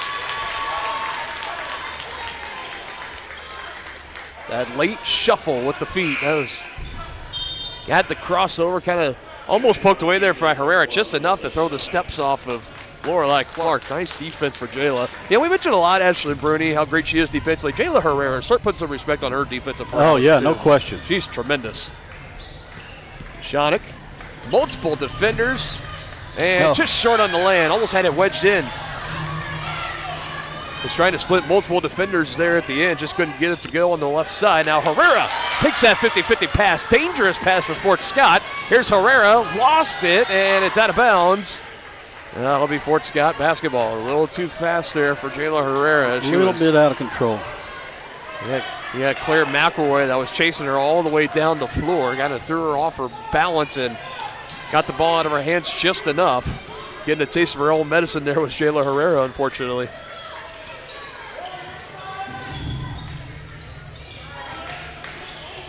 Both teams over 15 turnovers in the game. Here's a shot from the left elbow. That was partially deflected, I believe. Weehee got a piece of it. Here's Shonick coming back the other way, and Alyssa stops and goes up and under, and she is fouled. Alyssa Shonick back to the line for 2 more. It's the way that she could just kind of stop, diagnose, and she can just kind of pick that lane. As she takes it from 0 to 100, it just speeds through, blowing by defenders. That just seems to be the signature of her. And she has that little Euro step in her repertoire as well.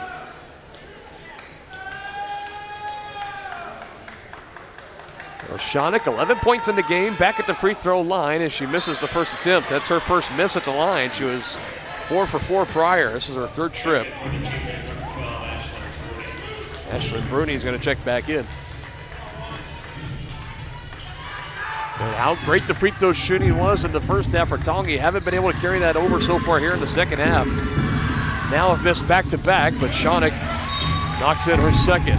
She's now got 12.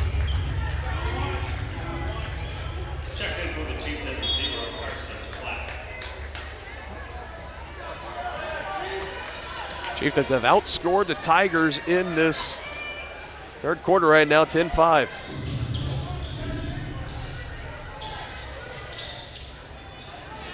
Long 2, no good. Good box out and a board by Johnson, a new season high, 7th rebound. Look at her bringing it up the floor. Adlin lost it for a moment. Gorman picks her pocket, and Adlin's going to get the foul.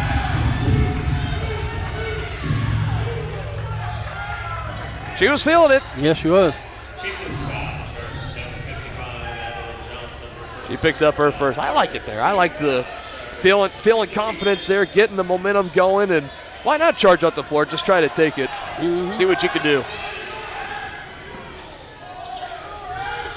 They say pass it off there. No chance at the final shot. Didn't get it off in time, even if it would have gone. And we go to the 4th quarter. Chieftains 37, Tigers 29, an 8-point lead for Tonganoxie. 8 more to go here live at Fort Scott High School. Don't miss it. It's going to be a good one. Hi. Do you offer insurance bundling? Enter authentication code to start transaction. Where would I get the code? Please enter code. Okay. Sometimes humans are just more helpful. Wrong. Let's talk about bundling and see if there are other ways for you to save with a super check. That sounds great. Here, take a look. Farm Bureau Financial Services. It's your future. Let's protect it. Contact Farm Bureau agent Tex Vandervoort in Tonganoxie today. At Fort Scott Community College, we understand that a scary part of figuring out your future isn't only answering the question, what should I do, but where do I belong? Maybe you belong here as part of Fort Scott Community College's John Deere Tech program. Maybe you belong here as part of the perennial playoff-bound Greyhound baseball team. I don't know where you've been or where you're headed, but I know we're saving a spot for you because you belong at Fort Scott Community College.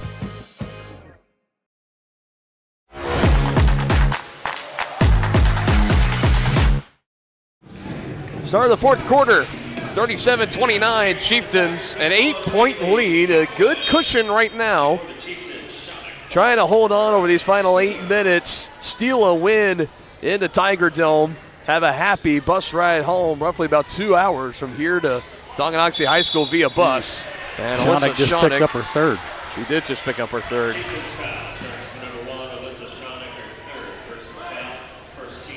Again, with foul troubles, now you got Shonick with 3, Kalia Baldock has 3, and 3 for Addie Schooler. For the Tigers, J.C. Rogers has 3, and 3 for Rayleigh Cowan. You got 2 for Addie Gorman. There's a block by Weehee. Tigers still control, and quickly get it over and in the hands of J.C. Rogers, who I just mentioned has 3 personal fouls. Now she's got 4 points.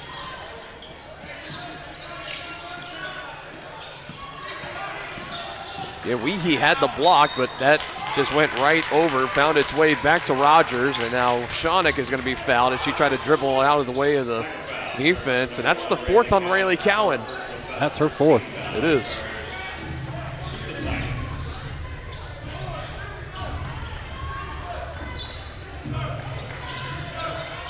Down inside, Weehee controls it, multiple defenders.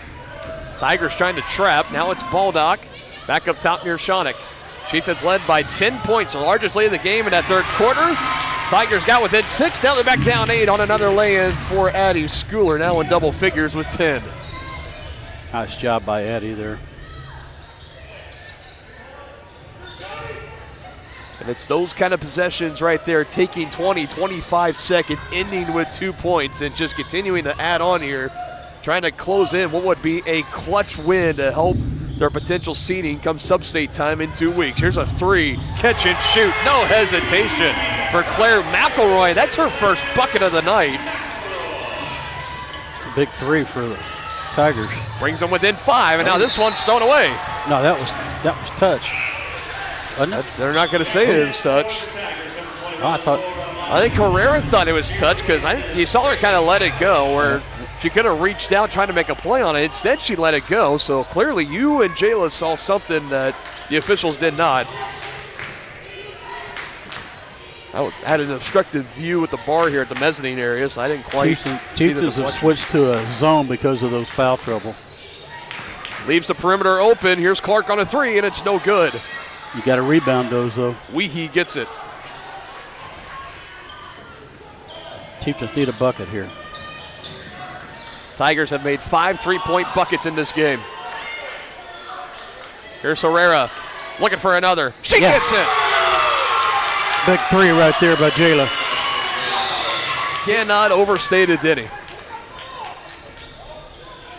Jayla Herrera, that's her 3rd 3-point basket. Puts Tongi back up by 8. Back and forth, these two teams continue to go. Inside, Rogers kicks it out to Clark. She'll drive. Splits defenders, puts it up. Whistles come in. And a foul on the floor. You got multiple suspects for the Chieftains. And it's going to be against Shonick for her 4th. And Johnson will check in, and it'll be Weehee that comes out. And Bruni's going to come off the bench late, too. And it will be Shonick. So that was the question for Coach Eckert. Do you bring Shonick out with those fouls, or do you trust her to leave her out? He's going to go and elect to bring her out. I imagine she's going to be back in sooner rather than later. She's not going to be on the bench long. Now for Fort Scott, with 1 on the bench right now, you want to try to capitalize. Down 8, try to get yourselves back into this contest. Here's a far corner 3, no good. Straight board and a putback, that's no good either. Baldock with the rebound. That ball went straight in the hands of J.C. Rogers. She had a good look for 2 just beyond the left elbow, but couldn't get it to fall. Now Bruni, Herrera is screaming. Ashland, she wanted that ball badly, and now she's poked out of her hands, and it's a turnover. Turnover number 6 of the first half for Tongi, 16 in the ball game. Fort Scott, as far as turnovers, they have 15.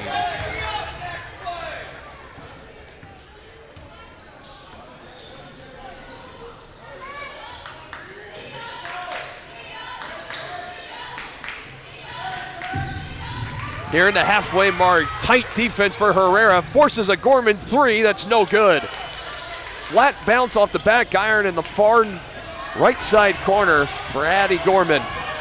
Now the Chieftains a chance to try to melt some clock, get some points. Maybe can bring it to the halfway point. Just above it, Johnson will take the shot. That was deflected.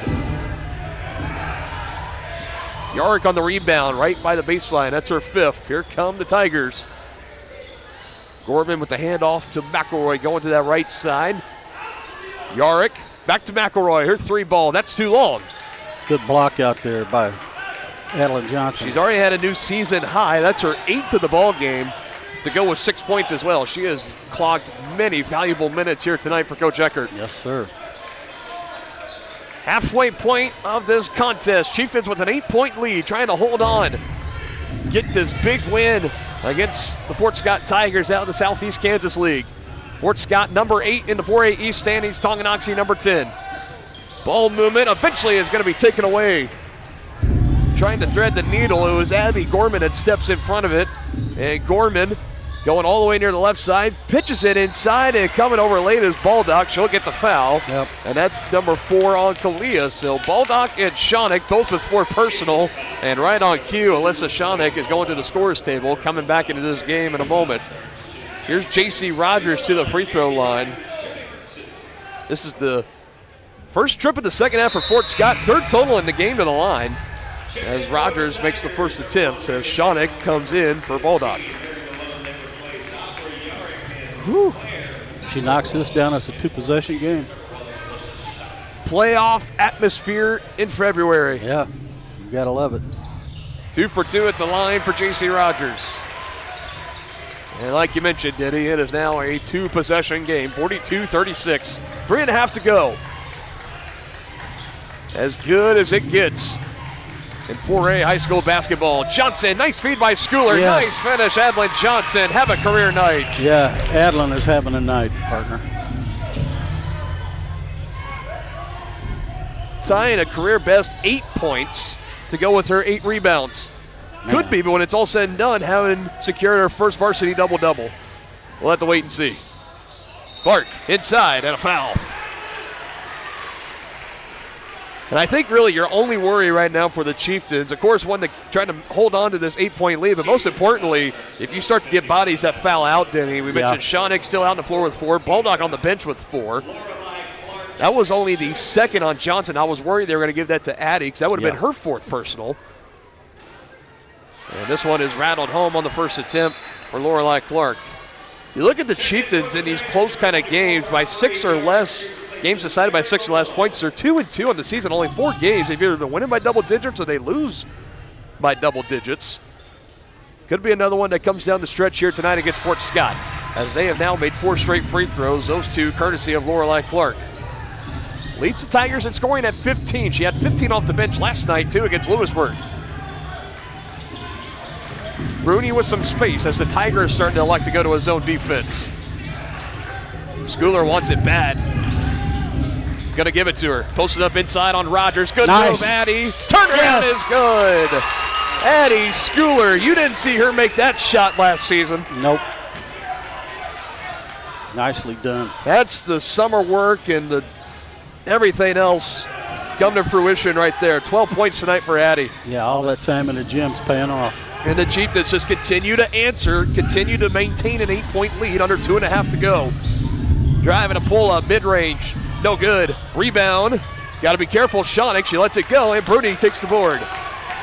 That was heads up there by Alyssa Shawnick, and she wanted to go down and contest for that loose ball, but you saw her take her hands off it, knowing I got 4 personals. I got to be careful as we go to the 2 minutes. That's a senior for you right there. That's a 4-year varsity starter senior, no doubt about it. Here's Johnson. Oh, big 3 on the far corner. No good, but Bruni with the board. Had it. Look at Still that. has it. Tipped and it's taken by Gorman. Bruni almost had another offensive rebound. Top of the key. Head fake. Cowan kicks to Clark. 3 on the way. No good. Herrera with the rebound. Fort Scott starting to run out of chances and running out of time. We're down to the final 90, and it's still an 8-point Chieftain lead. See that nice little bounce pass by now Shawnick. Just pass it around. Yeah, it had 3 defenders on her. This is setting up nicely for Tonganoxie. What a statement win this would be for Coach Eckert and his team. This close, down to the final 3 regular season games after tonight. before going into sub-state play. A Shawnick 3 to cap it off is no good. Bruni forward in the putback. Yes for Ashlyn Bruni. Another offensive rebound and put back for Ashlyn. Bruni. She's having a night too, partner. Adlin Johnson, both of them having career nights. That's a 10-point lead, the second double-digit lead for Blocked the Chieftains. Schooler. She just picked up another block. Block number 3 for Addie. And Tonganoxie, they are on their way right now as Fort Scott's going to start to foul. Yeah, they're going to have to.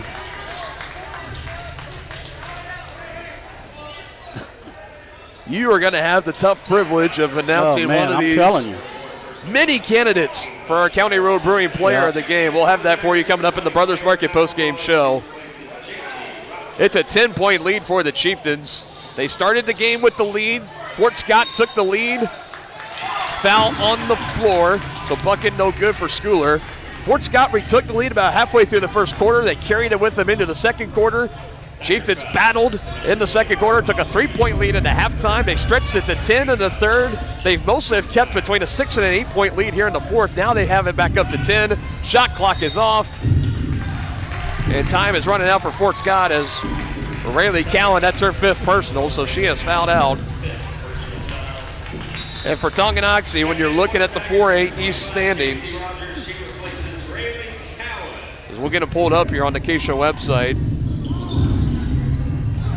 This one's batted away. It'll be a lay-in on the other end. Good by Lorelei Clark. And head coach Bashawn Steps of Fort Scott is, I believe, going to go ahead and take a timeout. You can't take them with you, so you might as well.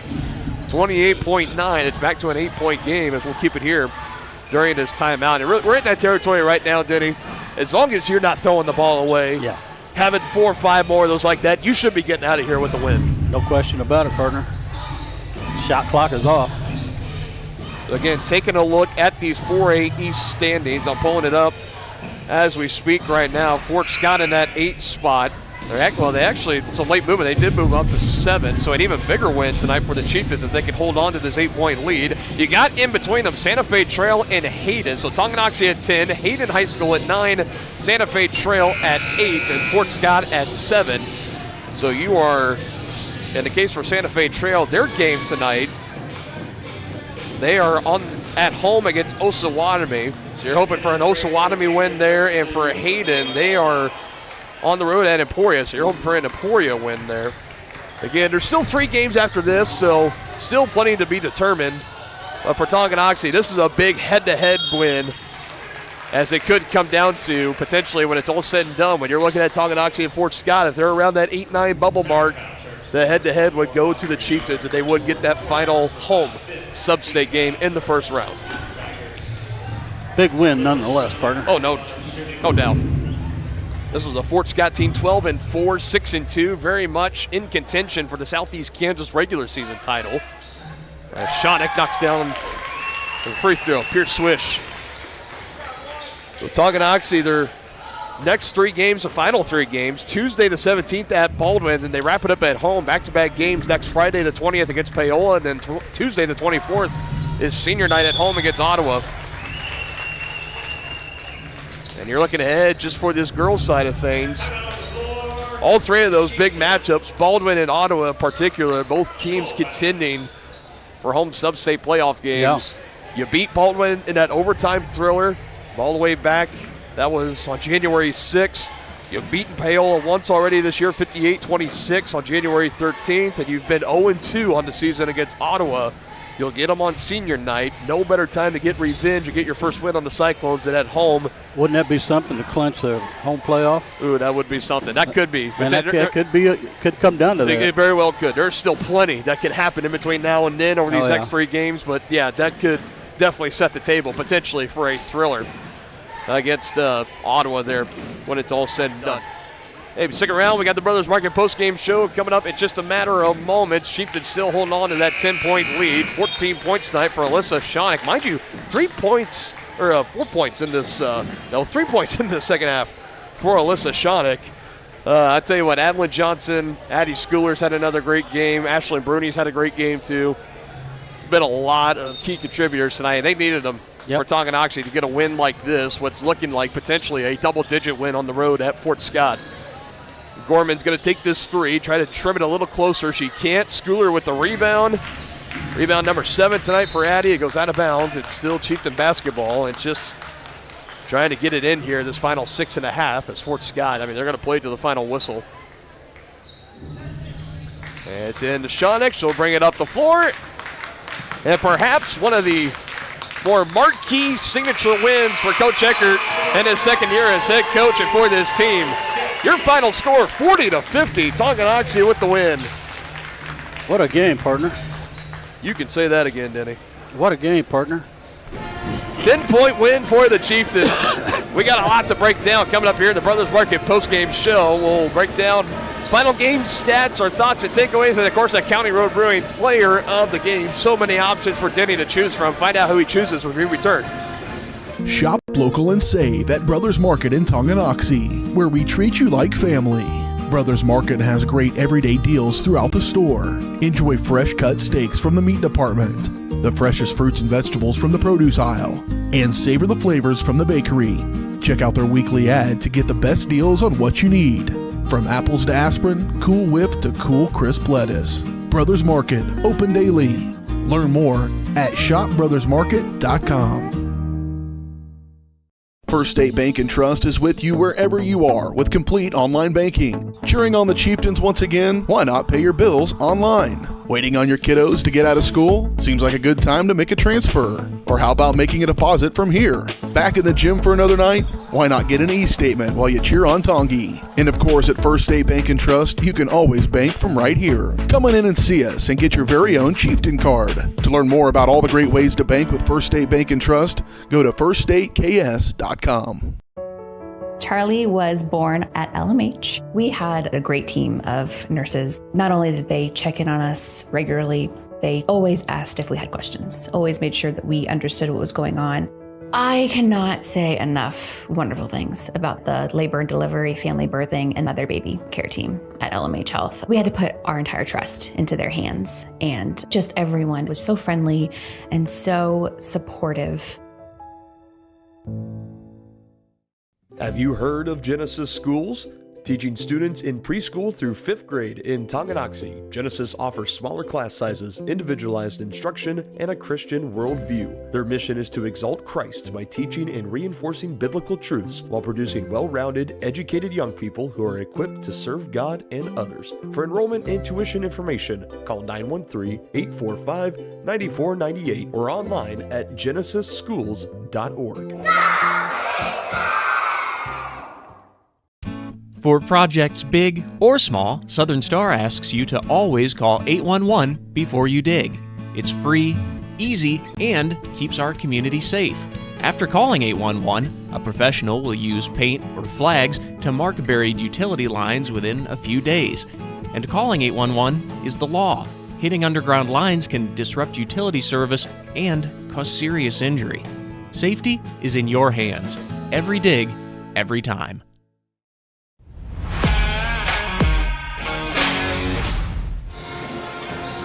What an exciting game. Chieftains with the win, 50-40, your final score. Dylan Funk, Dennis Drennan here in between games. Boys are going to tip off here in about 13 minutes or so, but talking about this girls matchup, Denny, before we get to the final stats itself, we talked about this was a big moment for this Chieftain team, and what a win tonight would mean for them and their home playoff chances. They have skyrocketed right now. I go as far to say one of the bigger, if not the biggest road win under Coach Eckert in his time as head coach, and just in general, and it's time for him, for his team.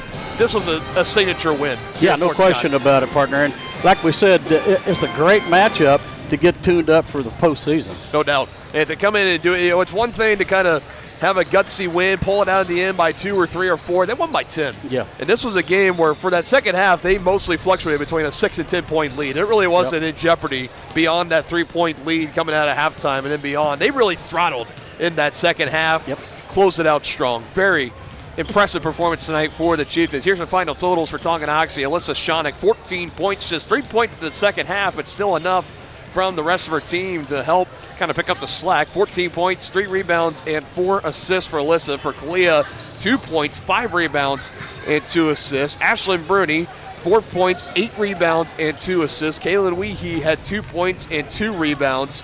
Jayla Herrera, 9 points, three three-point baskets for Jayla, all 9 from downtown with 1 rebound and 2 assists. Addie Schooler, 12 points, 7 rebounds, 1 assist, and 3 blocks in there too.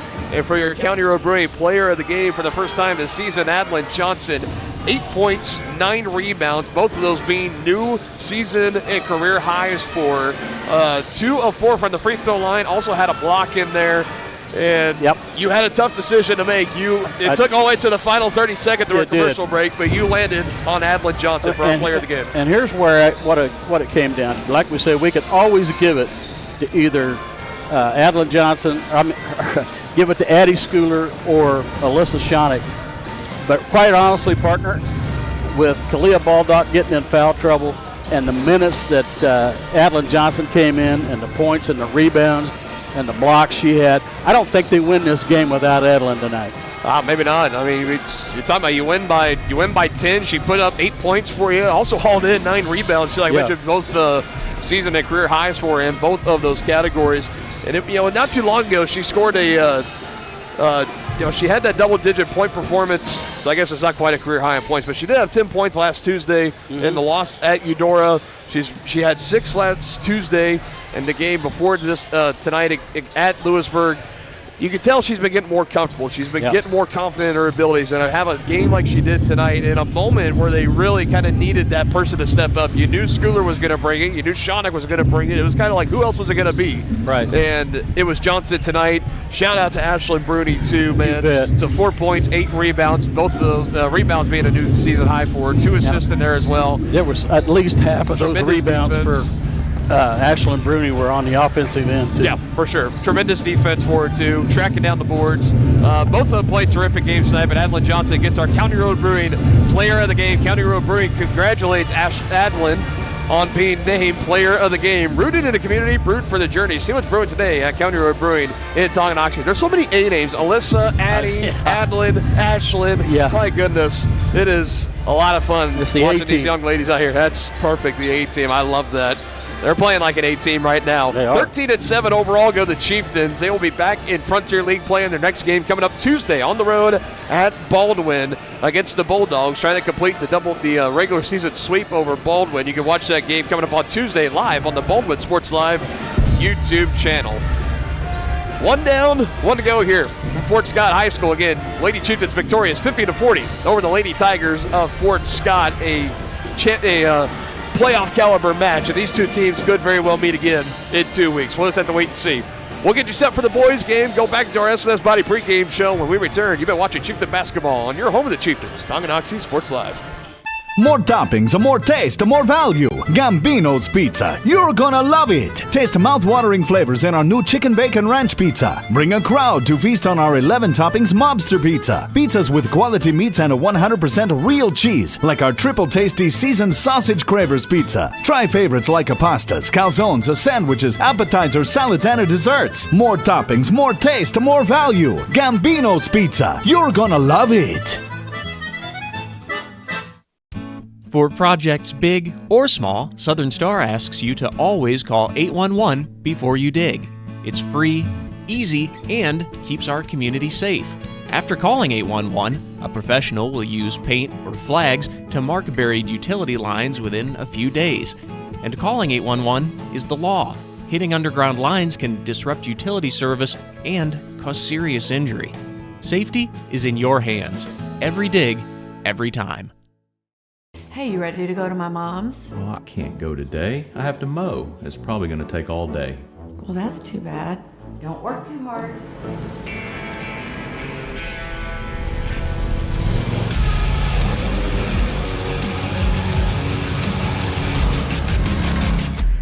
Dixie Chopper. Speed when you need it. See the full lineup at hersinc.net. Call 913-247-3530 or just stop on by. At Fort Scott Community College, we understand that a scary part of figuring out your future isn't only answering the question, what should I do, but where do I belong? Maybe you belong here, studying animal science or learning about farm and ranch management. Maybe you belong here as part of Hounds Hoops on the hardwood. I don't know where you've been or where you're headed, but I know we're saving a spot for you because you belong at Fort Scott Community College. The same look and location of a classic drugstore with the services and supplies of a modern pharmacy. That's what you'll find at the Downtown Drug Store in Tonganoxie. Of course, Downtown Drug is the local choice for your prescriptions and health needs, but did you know they have the best selection of Tonganoxie Pride and Chieftain game day gear in town? And a whole lot more. Cards, gifts, home decor, and even the best way to satisfy that sweet tooth. The Downtown Drug Store. Call 913-369-3800 or visit them online at thedowntowndrugstore.com.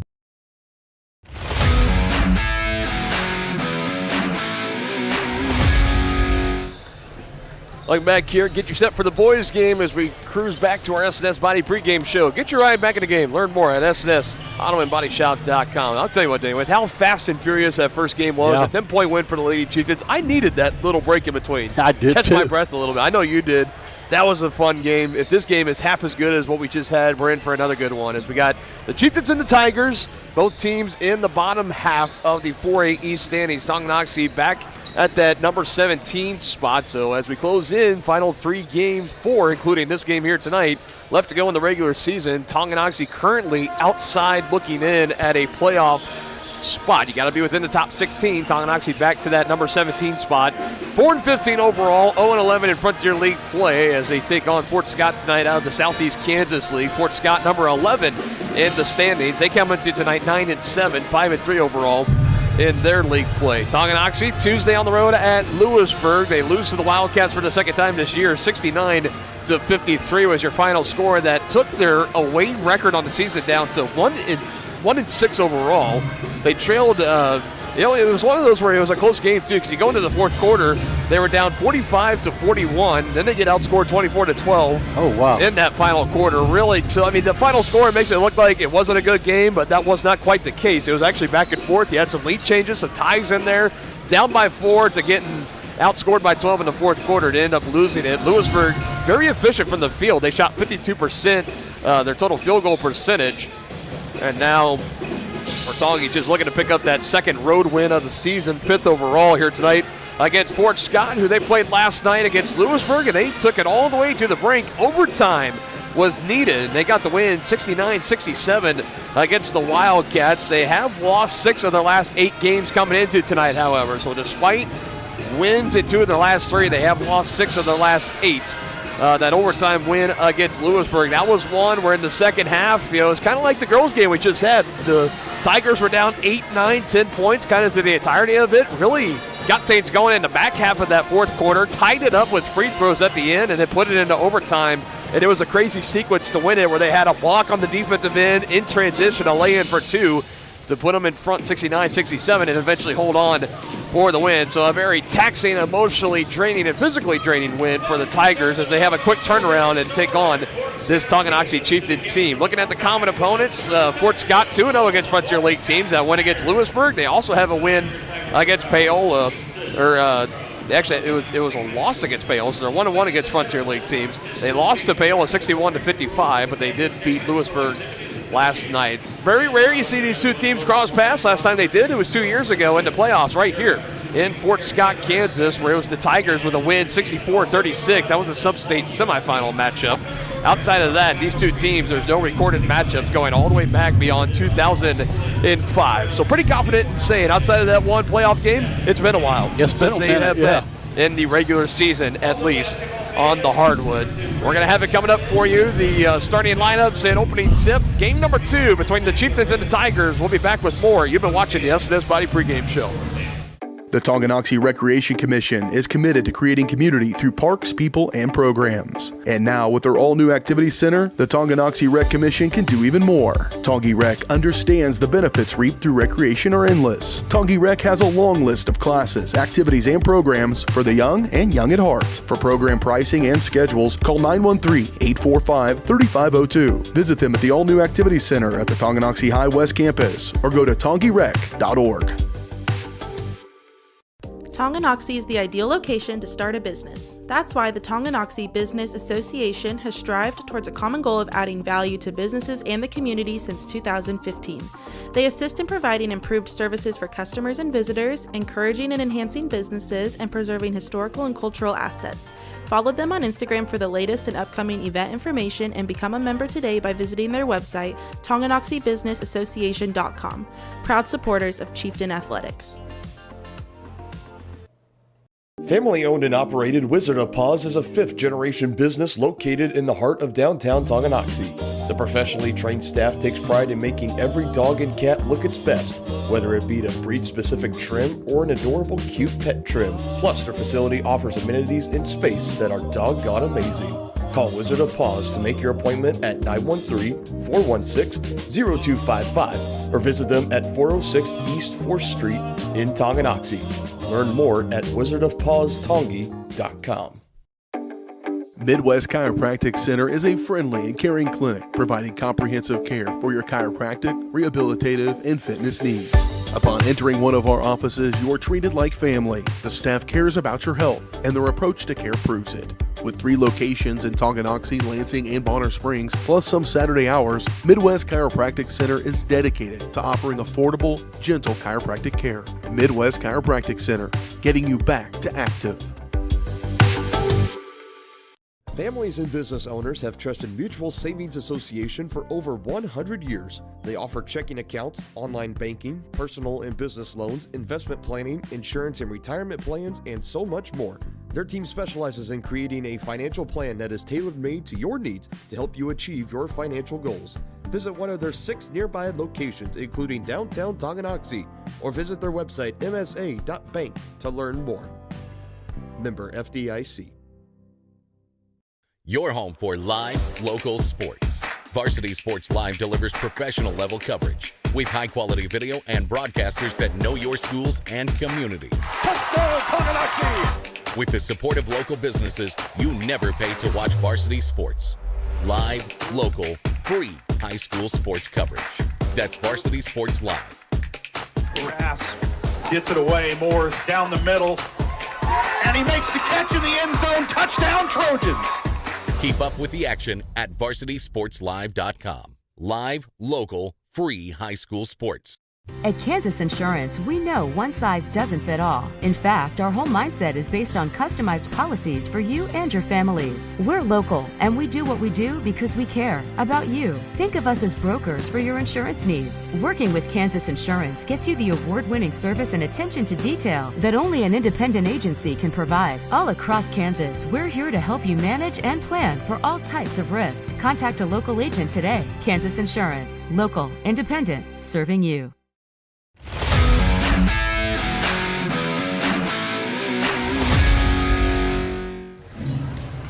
Once again, it's time to send it down. Our Crookham Construction starting lineups are hardworking people with small town family values. Find more information at crookhamconstruction.com.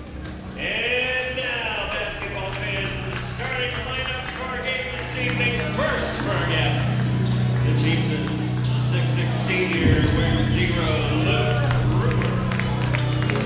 And for the Tigers, the 6'3" senior, number 1, Dexter. For the Chieftains, 5'7" sophomore, number 2, Luke McRae. And for the Tigers, the 6' senior, number 3, Dirk Kepler. For the Chieftains, the 6'2" senior, number 15, Nolan McGuire. And for the Tigers, the 5'8" sophomore, number 5, Jax Armstrong. For the Chieftains, the 5'10" senior, number 23, Lachlan McRae. And for the Tigers, the 6'3" senior, number 11, Caleb Brown. Finally for the Chieftains, the 6'4" senior, number 39, Owen Seela. Completing the lineup for the Tigers, the 5'10" sophomore, number 33, Reed Clayton. Starting 5 for both teams for the Chieftains: Brewer, Luke McRae, Nolan McGuire, Lachlan McRae, and Owen Seema. Luke Brewer The first starter out there on the floor. For the Tigers, Dexter Williams, Dirks Kegler, Jax Armstrong, Cannon Brown, and Creed Clayton. There's your 5 for both teams. Presented by Crookham Construction. And you've been watching the S&S Body pregame show on Tonganoxie Sports Live as we get set for the second game here tonight. Chieftains get the win in the girls game 50-40. Boys looking to pull off another upset here in the Tiger Dome, and it's going to be a lot of keys in this one, Denny. Keys to victory presented by First Security Banks. You're pretty spot on into the girls game. What does the key to victory look like for our boys tonight? Well, the turnover bug is bitten them quite a bit, so they need to cut down on the turnovers. Don't have as many empty possessions. Play good defense. They're going to have to guard the 3-line tonight. And right away, that one taken away and back the other way. The lay-in is in and good. That's Dexter Williams. So right out of the live read, 15 seconds in and already down 2-0. That's a turnover and points off turnovers. The Chieftains had 25 turnovers against Lewisburg, and they cashed them in for 17 points off those turnovers. Luke Brewer with a nice finish on the other end. Yeah, that was nicely done. Yeah, that turnover bug has been really bad for the Chieftains. Definitely have had their struggles with it at times this season. Reared its head around this past Tuesday in the loss against Lewisburg on the road, 69-53. Chieftains opening up in their 2-1-2 zone. Nice feed inside. Creed Clayton. Late contest there for Brewer as Clayton gets his own rebound. Kicks it back out. There's a lot of these Tigers. Remember, their names probably sound familiar because they were on the football team. Yeah. As we've had back-to-back playoff football meetings between Tonganoxie and Fort Scott in as many years. So we're going to see a lot of familiar names and faces out here on the floor as Owen Seba takes that rebound. The lone meeting was 2 years ago, a sub-state semifinal. Brewer able to save it, but not a Chieftain around. That's second turnover for Tongi. Outside of that, these two teams have not really had a match recorded beyond any exhibition games in preseason or training camps, going back to as late as 2005. Meeting in the regular season this year, we'll do it again next year, except the game will be at Chieftain Arena, so that saves an hour-and-a-half drive for you and I, partner. Yeah. And a 2-hour drive for our players and staff here. 5's on the shot clock. Ball's in the hands of Dexter Williams, and his ball does not go in. Late grab of the board there by Owen Seba. Lachlan denied from behind. Thought he was fouled by Williams. Yeah, thought he got him with the body. That one rejected by the side of the backboard. Kegler coming back up the top. Jax Armstrong, the 5'8" sophomore point guard. Only 1 point last night against Lewisburg with 2 rebounds. Swinging it around. Williams down inside, going to work. Cannon Brown, leading scorer for the Tigers, and he gets on the board tonight. Took it right at Luke Brewer. Now Lachlan hands to his brother Luke. 3 ball on the way on that left side, and it is good. The McRae to McRae connection. Say that 5 times fast.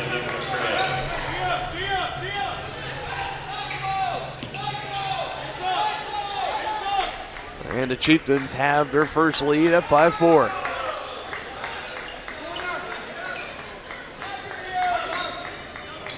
Chieftains still in that zone. There's a 3 on the way, and an answer is good for Jax Armstrong on the feed from Cannon Brown.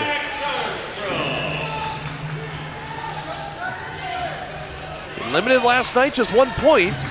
Already has 3 on that last night bucket. And Seba with a nice drive and finish. Already mentioned, Denny. The third score tonight for the Chieftains, and we're knotted up at 7. About halfway through this first quarter, another 3. Hit another one that's good. It's looking like shooting practice out here for the Tigers right now. That one for Dirks Kegler was pure money. Yeah, it was. Oh, my. Lachlan, yes! There's a shooting clinic going on right now, partner. I think you and I can make a 3 at this rate, Denny. I doubt that. You might. I'll say, ouch. There's definitely something in the air as the Chieftains get the offensive foul on Fort Scott, and that's a turnover. Yeah, it looked like he hooked him. First of the game on Creek Clayton. Looking at our players' spotlights presented by Brothers Market, where they treat you like family. You're going to hear the name Keenan Brown a lot, the 6'4 senior for the Tigers, on a 31-point performance last night with 6 3-pointers in the overtime win against Lewisburg. As a foul is going to be on the floor, he'll stay at that end with the Chieftains. Keenan Brown, second team All Southeast Kansas League last year, an honorable All-State selection as well. Averaging 15 points per game and shooting 42% from the field this year and 30% from downtown, as he really, well, it was 30% before that game last night. After 6 made threes, I imagine that percentage is going to go up a little bit. But he's coming off a career night, and he's one of the main guys on that offensive onslaught for Fort Scott. And right on the other side, you got Lachlan McRae for the Chieftains, their leading scorer, averaging 19 points on the season coming into tonight. Had 16 in the loss on Tuesday at Lewisburg. Also had 2 3-pointers in that game. Nobody hurt in that crash on the other side. Meanwhile, rebound for the Chieftains coming back the other way. Lachlan splits defenders, had it stripped on his way in. Clean takeaway there by Dexter Williams.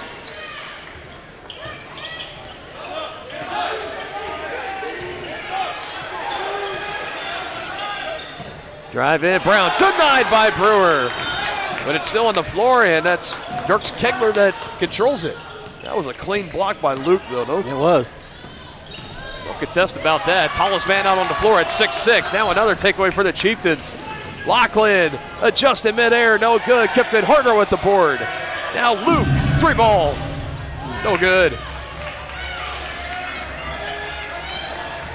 Brewer was fighting hard for that rebound, and eventually it was controlled by Williams as he hands to Kegler, brings it across the timeline.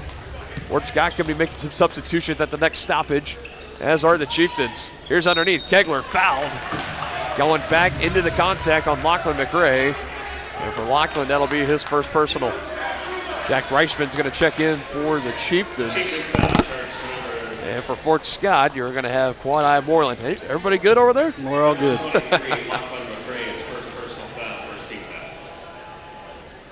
His first free throw is short here for Dirks Kegler. And we already had somewhere on the far side, there was a piece of metal that just fell from one of the railings or something that kind of caused a disturbance in the middle of the game. So that was unique, something different. Nobody harmed or anything. But talking about one of the ultimate distractions in a basketball game, just have some pure metal fall onto the concrete and let that ricochet across the gym. It was loud. Chieftains hanging on to a 1-point lead, trying to build on this possession. Under 2.5 to go until we head to the second. Brewer inside. Good finish for Luke Brewer. Good find by Lachlan. And the Chieftains have showed up tonight to the Tiger Dome, ready to play. Up 3 on the Tigers. This has been the thing that's really plagued this Chieftain team so far this season, Denny, are the slow starts coming out of the gates. Not the case here tonight. You can tell that energy is up. They're feeling confident. They've switched to a man-to-man defense, too. Lachlan taking point against Dirks Kegler. Kegler takes the screen, moves to his left. That was set by Aiden Ogren. Now the ball's in the hands of Tyler Anderson. He goes back to Ogren, who misses, but he's fouled. And they're going to get the foul against Luke Brewer for his first. 1:41 on the clock. Chieftains foul, charged to 0. Luke Brewer is first. So here's Ogren at the line, the 6'2 senior. Last night, 3 points, 6 rebounds against the Wildcats. First free throw on the way, and that's offline. Tigers are led tonight by the first-year head coach, Brendan Feedback. He takes over from Mike Krull, who was here for the past 3 seasons before. Krull grew up not too far away here, just down about 30 minutes southwest in Girard, Kansas, home of the Trojans. He has moved on to other and better things, so now it's Brendan Feedback's team, as is Tigers at 9-7 coming into tonight, 5-3 in conference play. See him get the ball down low to Brewer. He's got a mismatch down there. This one stripped out of the hands of Lachlan, eventually controlled by Quad-Eye Moreland. Now Kegler stops, puts it up. Another block by Brewer. 2 blocks already in this quarter for the big 6'6 center. Here's Harder down the floor, tried to kick it out, and an offensive foul. Yeah, he was out of control.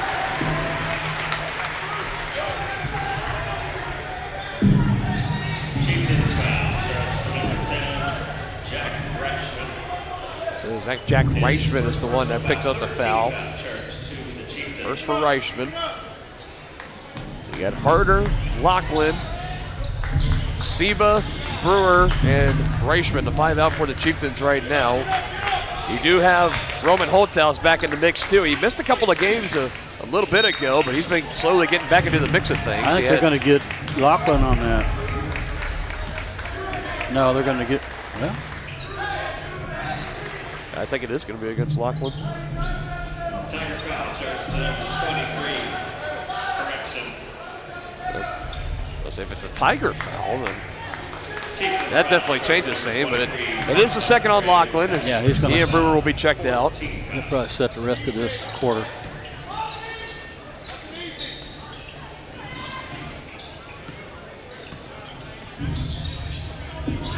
Now Seba will move down in the low post. He'll be handling defense against Quad-Eye Moreland. Still got some size with Seba and McGuire out on the floor right now.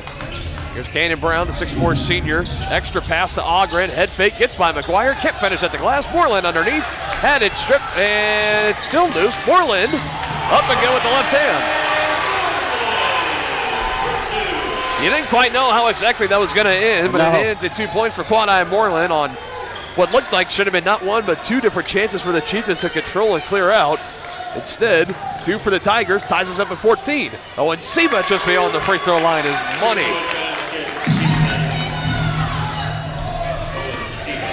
Chieftains continue to hold on to this lead. 3 is at the horn and no good from Dirks Kegler. It was lined up just a little bit short, and Tonganoxie with the lead after the first quarter. We head to the second. Luke Brewer, 4 points in that first quarter. He's putting together a nice game so far. 16-14, Chieftains with the lead.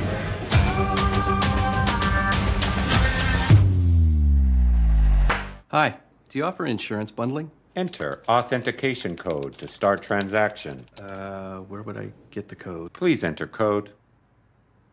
Okay. Sometimes humans are just more helpful. Wrong.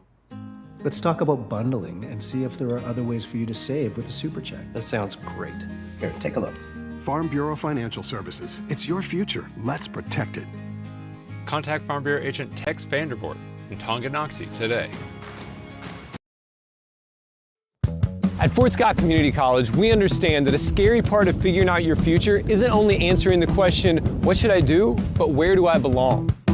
Maybe you belong here as part of Fort Scott Community College's John Deere Tech program. Maybe you belong here as part of the perennial playoff-bound Greyhound baseball team. I don't know where you've been or where you're headed, but I know we're saving a spot for you because you belong at Fort Scott Community College.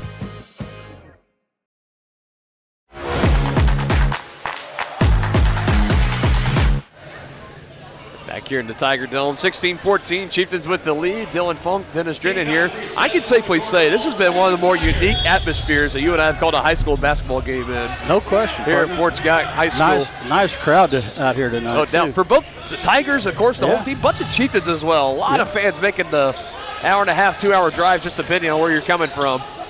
Down here to Fort Scott, Kansas, making your way to 69 Highway. You go south for about 78 miles. Eventually, you'll find yourself in historic Fort Scott, Kansas.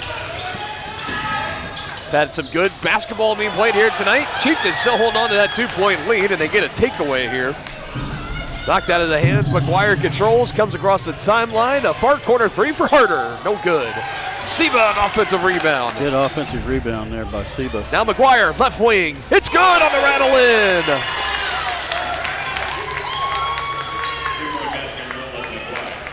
Oh, yeah.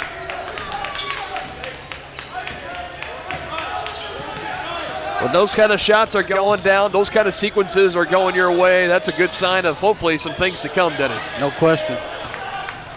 Quick rebound again for McGuire. Hands to Seba. Up the floor. Collides into Kegler. And Kegler is going to be called for the block, and rightfully so. Dirks Kegler picks up his first personal. He bailed Owen out there. No doubt. We talked about the atmosphere in here, too. The pep band for Fort Scott High School doing a tremendous job tonight. They got a cowbell player playing their heart out in between timeouts. I just think of the SNL sketch. Yeah, more cowbell. I had a fever. and I just needed more cowbell. Now I feel much better. Brewer trying to sling it across. It's deflected out of bounds on the baseline with Tyler Anderson, so he'll stay here with the Chieftains.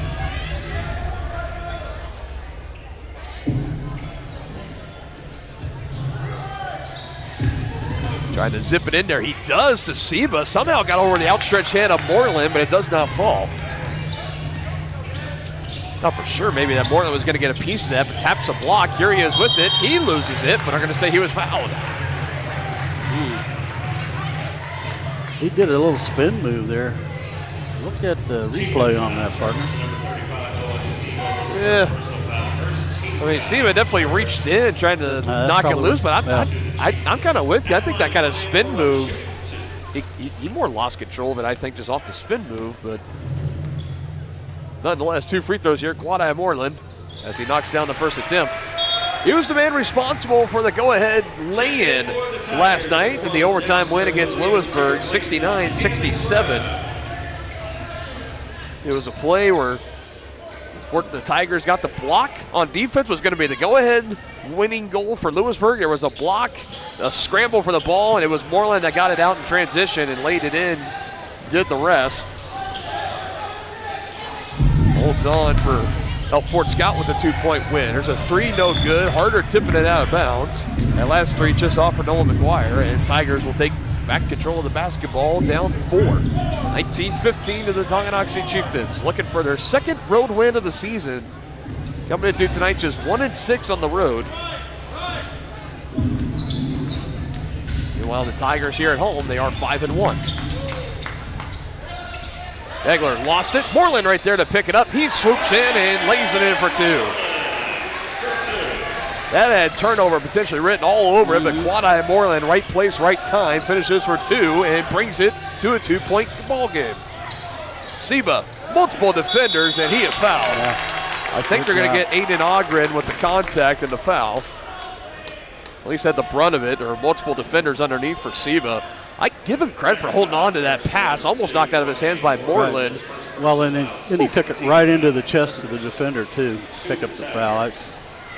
Good possession there by Owen. See if he can knock these down. And it was Moreland, not Ogren, with the foul. So first personal against Quadi Moreland. 2 free throws for Owen Seba on the season, shooting 62% from the charity stripe. As his first attempt is pure swish. 5 points in this first half so far for Owen Seba. 4 for Luke Brewer. You got 5 for Lachlan McRae and 3 for Nolan McGuire. That's all you're scoring right now for the Chieftains. Could be a big game tonight for Owen. He's only scored in double figures twice, the last being back on January 23rd in that home Tonga Invitational Tournament. That was a Friday morning game that the Chieftains played against Wichita North, in a game they lost. It was a close one, 52-50. But a big key to victory tonight. It could be a big game from Owen Seba. He's on his way right now. He's got 6, and we got another whistle at the defensive end for Tonganoxie. That last drive-in for Jax Armstrong. And the foul will be against Luke McRae for his first personal.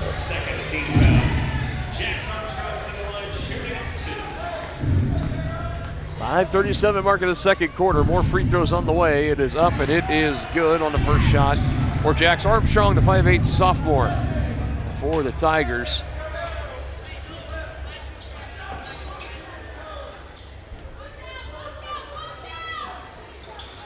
And second one rattles out. Roman Holthouse with the rebound there. Yes. Good to see Roman back out there, the 6'1" freshman. Missed a couple of games. He was getting back into action. We saw him last Friday against Bonner. He didn't play in that game, as this one's taken away. Dexter Williams threads the needle. Jax Armstrong is denied on a trail block by Nolan McGuire. Oh. So bad news, you got the turnover, but good news, you got a highlight-worthy block by Nolan McGuire. His first block of the night as both teams continue to make substitutions. Now Bodie Maslak out on the floor for the first time tonight for the Chieftains. Lob up. Kegler almost didn't go for it. Him and Maslak had a dead sprint to it. Now it's in the hands of Kegler. 3-ball on the way with space, and he knocks it down. Looked like some miscommunication there on the switch for the Chieftains. Led to that open 3 for Dirks Kegler. Tie this up. Second assist for Williams. Now almost takes this one away from Roman Holthaus. Able to get it back out to Luke McRae. Now it's back in the hands of Owen Seba. His 3, no good. We got a foul inside as a body hits the deck. They got the foul on him. It's on the Chieftains.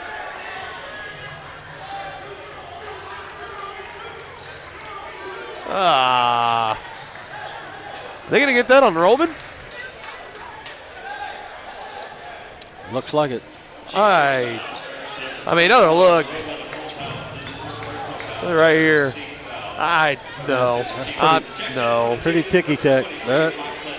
They called it. It's not ticky-tack. It's a flop is what it is. But yeah. You know, I don't blame Quali. That's kind of Quali Moreland. That's part of the game sometimes. You got to try to sell it. But, man, oh, man, I know Roman. You know, he's got a good frame on him for a 6'1 freshman. But yeah, he's not Iron Man or Captain America out there.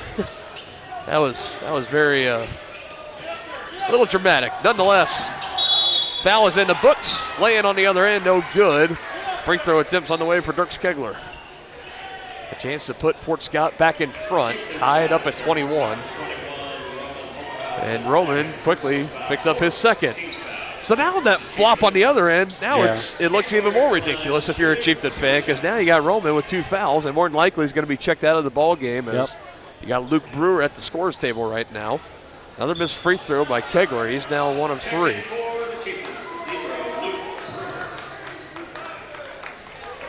And Roman does come out. Brewer checks back in. Now I can see the foul here on the defensive end, sure, but that box out on the other end, give me a break. Nonetheless, I digress. We're putting it behind us. Kegler 1 for 2 again. 8-point for Dirks. Well, leading scorer for Fort Scott. He's got his team back in front by 1, and we're about halfway through the second quarter.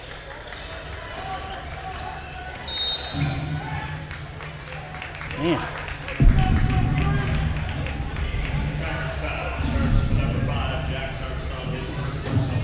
First of the game on Jax Armstrong. 14 fouls for the Chieftains, 3 for the Tigers.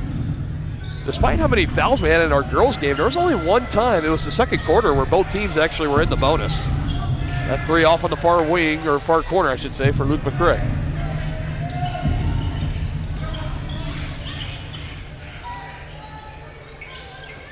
Williams sizing up Brewer, drives in, left hand, can't go. Brewer with another strong board. Keeping that pivot foot firm on the ground.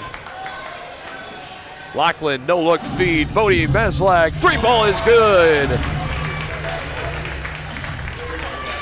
Third assist of the night for Lachlan. The first points for Bodie Meslak. Much needed there for the Chieftains, back in front by 2.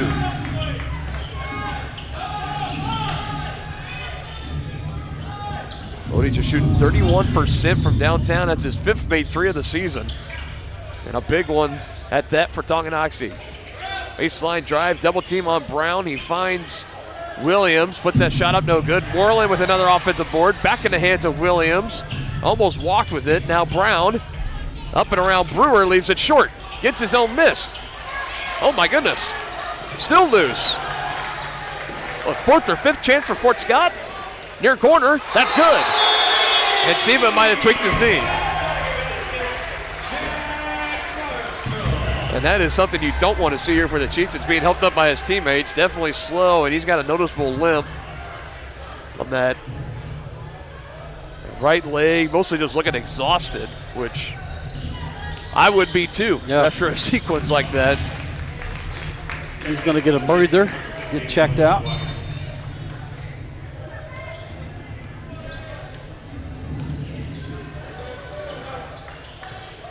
I saw that coming. On the other end, and another lay-in. A 5-0 run for Fort Scott puts them back in front by 3. 7th turnover for the Chieftains. And a timeout called by Tonganoxie. It'll be a 30-second timeout. We'll take it with them. 2:36 to go in the second quarter. Tigers holding on to a 3-point lead. For projects big or small, Southern Star asks you to always call 811 before you dig. It's free, easy, and keeps our community safe. After calling 811, a professional will use paint or flags to mark buried utility lines within a few days. And calling 811 is the law. Hitting underground lines can disrupt utility service and cause serious injury. Safety is in your hands. Every dig, every time.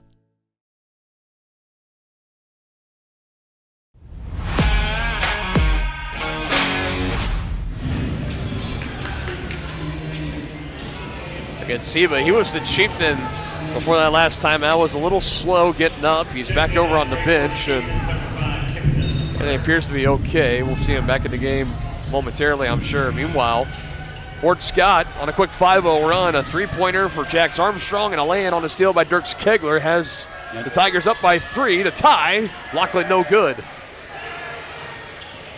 And the Tigers that time in a zone defense. Chieftains get beat in transition there. Need a bucket. Lachlan gets it. 7 points for McRae now. Keeps the Chieftains within 3.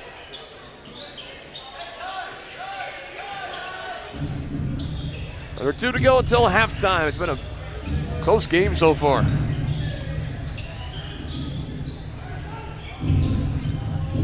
Surveying his options. Cannon Brown's got to go. I say that was close to 5 seconds. I was waiting for it.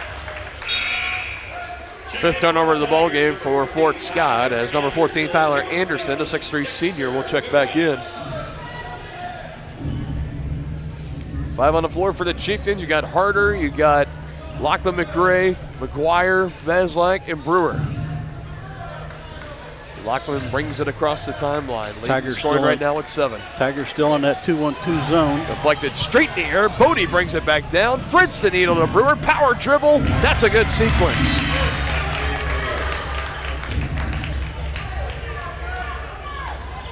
That's 6 points in this first half for Luke Brewer, who really has become more of a scoring threat over these last couple of weeks. And a lot of credit there to Bodie Maslak to keep that play alive, that possession alive, and give the Chieftains a chance to earn those 2 points. Nearly had to out-jump Dirks Kegler out of the gym just to bring in that ball off the deflection. And kudos to Bodie to do it, out-jumping the 6-foot senior for the Tigers. Yeah, we know Bodie's a good athlete. Oh, yeah. Made away on the catch and shoot, no good. Tipped out, Brewer couldn't quite get it. Moreland, another offensive board. Tries to draw contact, another offensive rebound. No points again. Moreland down to the ground. Jump ball, and that'll be Chieftain basketball. And one of the things, probably going to be one of the big vocal points with 61 seconds to go till halftime, but in the locker room, I imagine Coach Simmons is going to be saying somebody has to put a body on somebody, particularly number 2 in white. That's his 4th rebound, and almost all of them have been on the offensive end with Wadi Moreland. Here's McGuire on a 3, fouled, and a chance for 3 at the line. Definitely got hit on the forearm by Jax Armstrong. That'll be his 2nd, and a rare 3 free throw trip for Nolan McGuire coming up here as everybody else for the Chieftains going to huddle up around the bench right now, basically like an in-game timeout, talking with head coach Casey Simmons and assistant coach Riley Beach. Here's the first free throw for Nolan, and it's up and good. 59% free throw shooter on the season is Nolan. Now 14 of 23 on the year.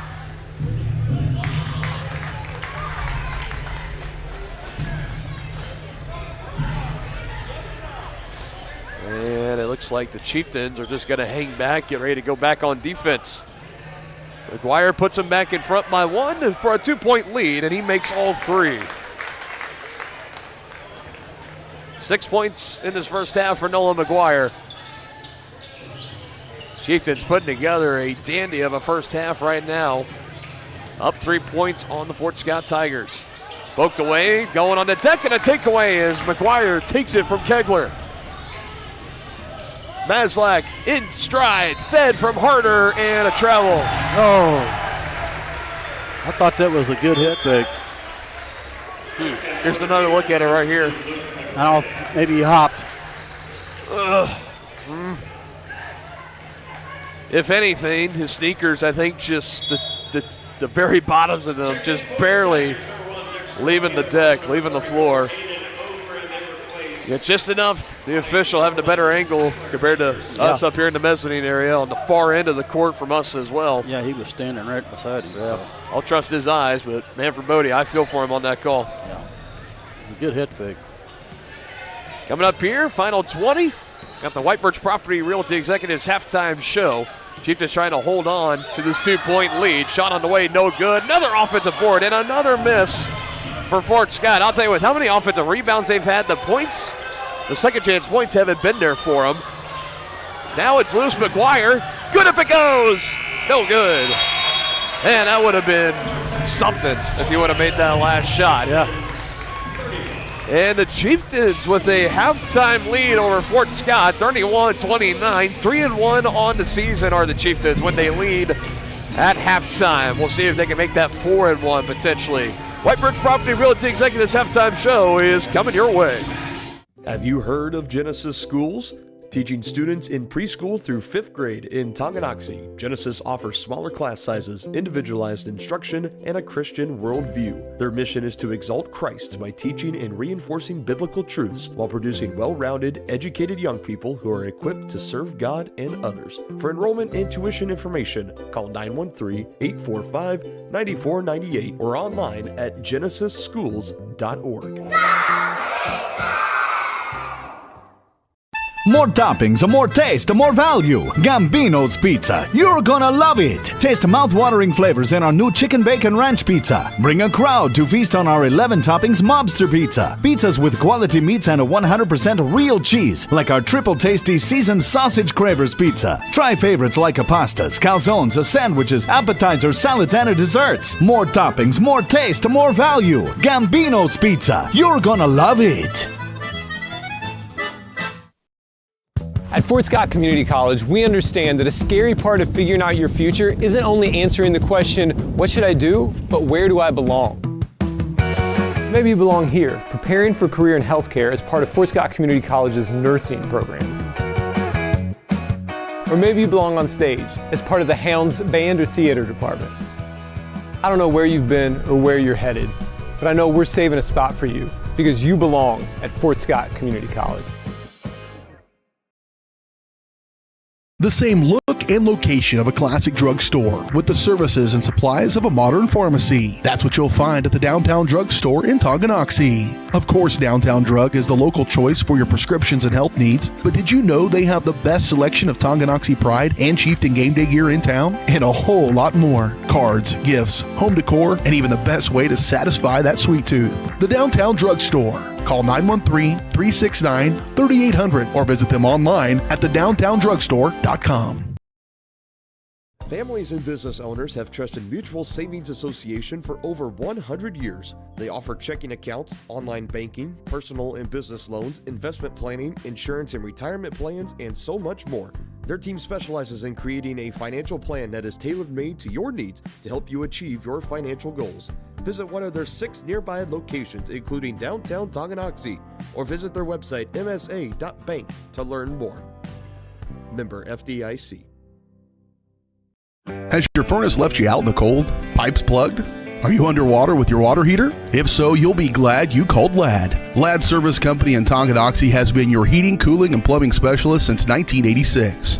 Ladd is your dealer for top quality brands like York, Aprilaire, and Wolverine Brass. Plus, they maintain and service all other brands. Schedule your appointment by calling 913-369-3509. Visit LaddServiceCo.com to see why you'll be glad you called Ladd. Midwest Chiropractic Center is a friendly and caring clinic providing comprehensive care for your chiropractic, rehabilitative, and fitness needs. Upon entering one of our offices, you are treated like family. The staff cares about your health, and their approach to care proves it. With 3 locations in Tonganoxie, Lansing, and Bonner Springs, plus some Saturday hours, Midwest Chiropractic Center is dedicated to offering affordable, gentle chiropractic care. Midwest Chiropractic Center, getting you back to active.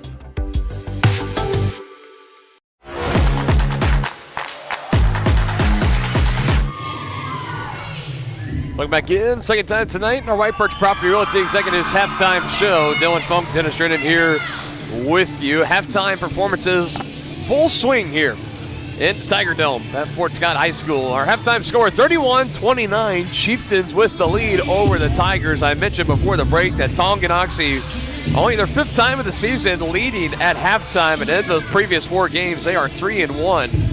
So a good prime chance here after playing a solid first 16 minutes, a chance to close out this game strong and complete the doubleheader sweep tonight after the ladies got the job done in their matchup against the Lady Tigers 50-40 in a 10-point win. Here's your first half stats. First for the Chieftains, you got Luke Brewer, 6 points and 1 rebound, no assists. 3 points, no rebounds, and 1 assist for Luke McCray. Nothing yet for Kipton Harder. As for Jack Reichman, Nolan McGuire, 6 points, 1 rebound, and no assist. Roman Holthouse limited with 2 personal fouls that were picked up kind of back-to-back in that second quarter, but he's got no points, 1 rebound, and no assist. Bodie Maslak, a 3-pointer there late, so he's got 3 points, 1 rebound, and 1 assist. Lachlan McRae leading the scoring, 7 points, 1 rebound, and 3 assists. Owen Siva, 5 points, 3 rebounds, and 2 assists. As for Fort Scott, you got Dexter Williams with 2 across the board, 2 points, rebounds, and assists. 5 points, 5 rebounds, no assists for Quad-Eye Moreland. Of those 5 rebounds, 4, if not all 5 of them, have been on the offensive glass. More to talk about in our keys to victory in the second half. Jax Armstrong, 9 points, no rebounds, and 1 assist. He's leading all scorers in this one right now. No points for Trenton Marlowe, hasn't checked into the game yet, did not play last night either. Cannon Brown, just 2 points, 3 rebounds, and 1 assist, coming off a 31-point night last night in the overtime win against Lewisburg. So holding him to just 2 points, that's considered a win for Coach Simmons and his team. No points, 1 rebound for Tyler Anderson, same for Creed Clayton, and just 1 point on a made free throw for Aiden Ogren. No points, or no rebounds, no assists to go with that either. So we welcome Dennis Rader back here in the booth with us. About 4.5 to go until we get this first half started, Denny. And again, just like I did for the girls' game, your initial thoughts and takeaways from that first half of our boys' game. Yeah, nice competitive game so far. The Chieftains in the second half, I think they need to clean up the turnovers, and they got to start limiting the second chance points for the Tigers if they want to come out of here with a win. I mean, they've been getting 3 and 4 tries at the basket.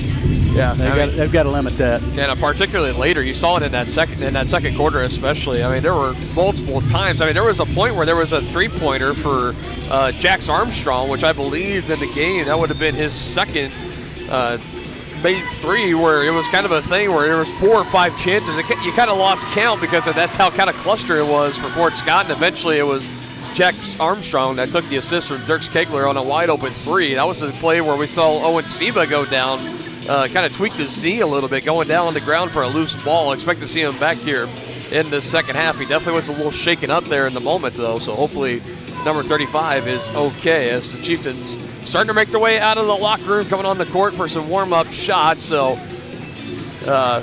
just waiting on the Tigers to do the same. So sitting here, I kind of just laid over the stats there. Something else to note, Tonganoxie so far 4 of 4 at the line. Fort Scott 4 of 8 from the free throw line. We mentioned free throw shooting in the girls' game in favor of the Chieftains. It's looking that way right now for the boys' team as well. But this is a big moment for this team, trying to get some wins here in these final 4 regular season games. And you're up 2 here on Fort Scott, trying to close out this win. What are maybe some keys or some big moments that the Chieftains need to try to collect and gather on in that second half to, again, complete this doubleheader sweep? Well, like I said, partner, in the first half, Luke Brewer had a smaller man on him, and every time they went into him, he was able to score. So I'd kind of like to see that when the Tigers go into that 2-1-2 zone defense. I'd like to see Lachlan drive the ball and then kick it to Brewer where he's got the mismatch.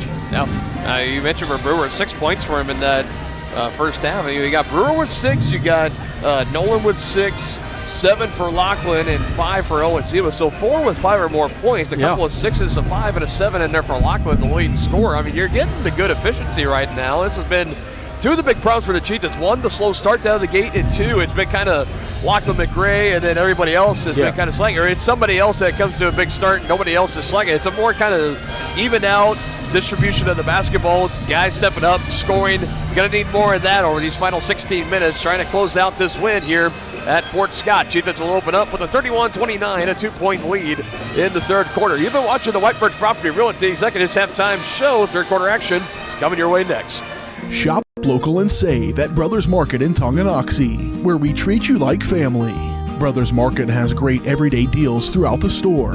Enjoy fresh cut steaks from the meat department, the freshest fruits and vegetables from the produce aisle, and savor the flavors from the bakery. Check out their weekly ad to get the best deals on what you need. From apples to aspirin, Cool Whip to cool crisp lettuce. Brothers Market, open daily. Learn more at shopbrothersmarket.com. A great collision on the field? Awesome. An awesome collision on the road? Not so great. If that bad play does come your way, take your car to S&S Auto and Body Shop in Tonganoxie. S&S has been the area's premier auto collision repair center since 1972, working on all makes and models, glass replacement, bumper repair, fiberglass and plastic, color matching, and so much more. And they work with all insurance companies. Get your ride back in the game and learn more at snsautoandbody.com or call 913-369-3193. When it comes to rehabilitation, despite what you're told, you can choose where you want to go. Physical Therapy Solutions in Tonganoxie is independently owned, allowing them to work with all doctors and insurance companies to ensure a smooth transition. They offer cutting-edge technological therapy treatments like focused shock waves and deep tissue laser therapy for more precise care to acute and chronic injuries. Contact Physical Therapy Solutions today and let them help you. Visit ptsolutionsks.com for more information. At Kansas Insurance, we know one size doesn't fit all. In fact, our whole mindset is based on customized policies for you and your families. We're local, and we do what we do because we care about you. Think of us as brokers for your insurance needs. Working with Kansas Insurance gets you the award-winning service and attention to detail that only an independent agency can provide. All across Kansas, we're here to help you manage and plan for all types of risk. Contact a local agent today. Kansas Insurance. Local, independent, serving you.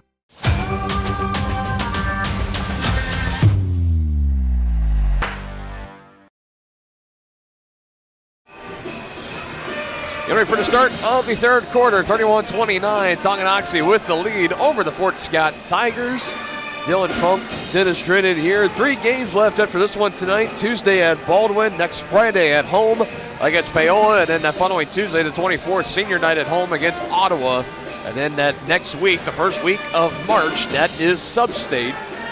Chieftains trying to finish out this season strong. Hasn't gone their way by any means, but it's not about how you start, it's about how you finish. And the Chieftains, if they can just collect a couple of wins here, if they can get a win here tonight, scrape together a win in between Baldwin, Paola, and Ottawa. 2 tough matchups in there. That Paola match, I know you lost to them earlier in the year, but you could kind of rally the troops, maybe get the win at home, and you at least help your odds get a ticket into the 4A state playoffs. Yeah, once you get in the dance, anything can That's happen. it. You just need a ticket in. Anything else can happen from there. There's a nice adjustment in midair. Dirks Kegler lays it in. He's now got 12. And just like that, we are tied at 31, wasting no time here in this third quarter. Lachlan, defense collapse, books it out. It's on the deck. Lachlan looking around for a foul, not going to get one. It's a travel, and it's a travel against Fort Scott. So when it's all said and done, it's going to stay at this end with the Chieftains.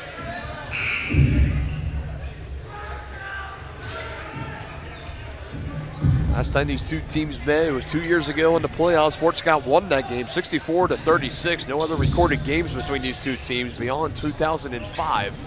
Here's Seba back into the game, and he gets the bucket to go. And a good night continuing here for Owen Seba. He's now got 8 points. And it's very good to see him back out on the floor after he exited in the final minutes of that second quarter, after kind of taking a fall down onto the deck, landing hard on either his right knee, right hip. He's got the feeling back in it, and he's putting together a good performance for his team. Travel.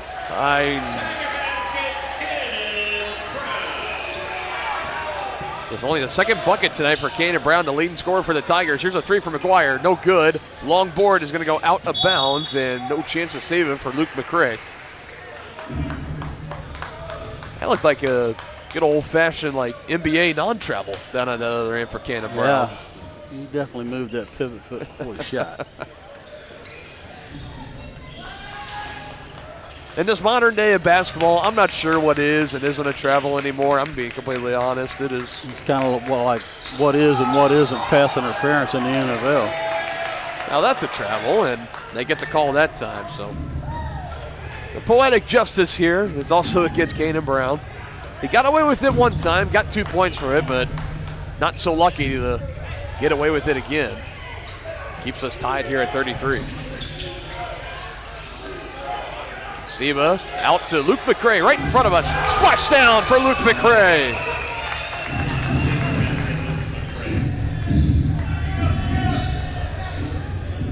Chieftains needed that.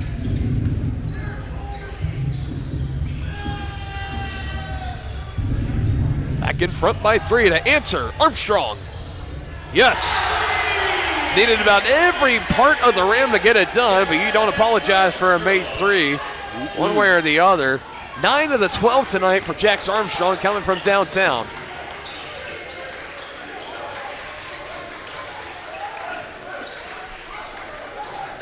Open, right there. Brewer. See, that's what I was saying. Oh, he missed it.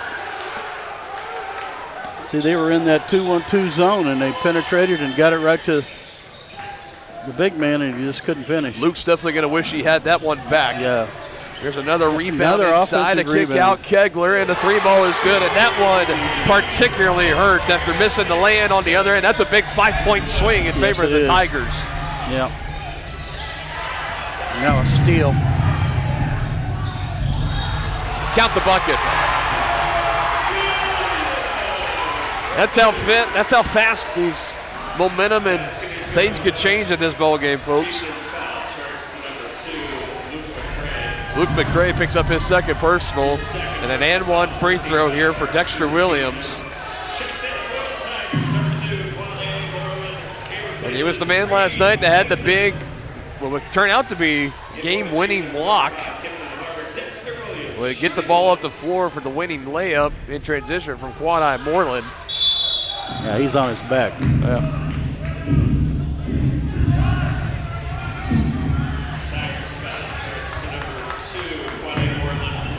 Second against Moreland of the game. Just like that, this run for Fort Scott has them up 5, 41-36. Seba, head fake, goes up, can't finish over Moreland. Brewer on the board in the finish. I told you, you got to get it to Brewer in the paint there. He's got a mismatch. He's the tallest man on either roster, listed at 6'6", the senior center for Tonganoxie. Here's a 3 for Brown. No good. Had 6 in the game last night. Hasn't been able to hit from downtown tonight as Seba has his pocket picked. Now Brown on the other end. No good on the lay-in. Brewer a strong board. Brewer altered that shot too. Yes.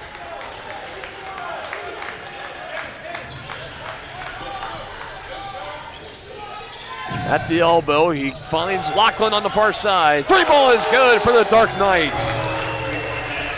Ties us up.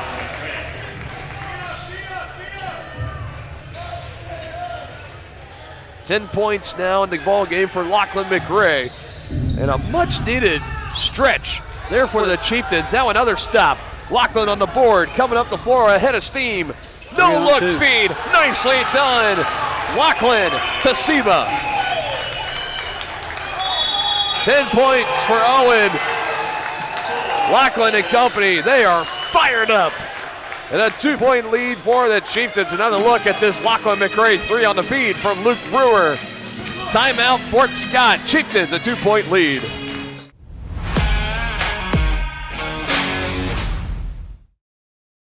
Inviting, connecting, serving, and growing. That's Grounded Coffee House in downtown Tonganoxie. Enjoy the best cup of coffee in town 6 days a week and pair it with freshly made from scratch pastries, muffins, cinnamon rolls, and so much more.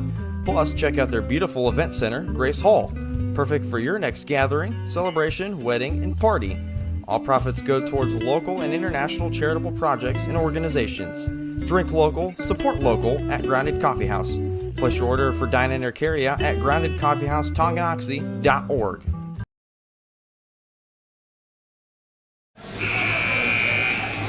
We'll take a really quick look here what we got coming up in the near future here on Tonganoxie Sports Live. Back at it early morning for you and I tomorrow, Denny. 10 a.m.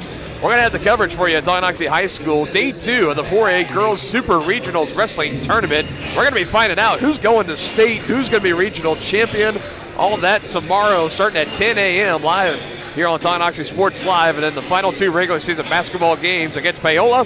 Senior night, Tuesday the 24th against Ottawa. And then any sub-state basketball that we can cover for you guys that week of March 2nd through the 7th. You can check out the remaining winter sports schedule at varsitysportslive.com. Dylan Funk, Dennis Drennan here. We have been treated to 2 terrific basketball games thus far. We have. Another stop for the Chieftains. Yeah. Another altered shot. We're down by 5, have stormed back to take the lead by 2. An offensive rebound, this time for Kipton Herder on the missed 3 for Lachlan McRae. Here's Luke, feeds to Brewer.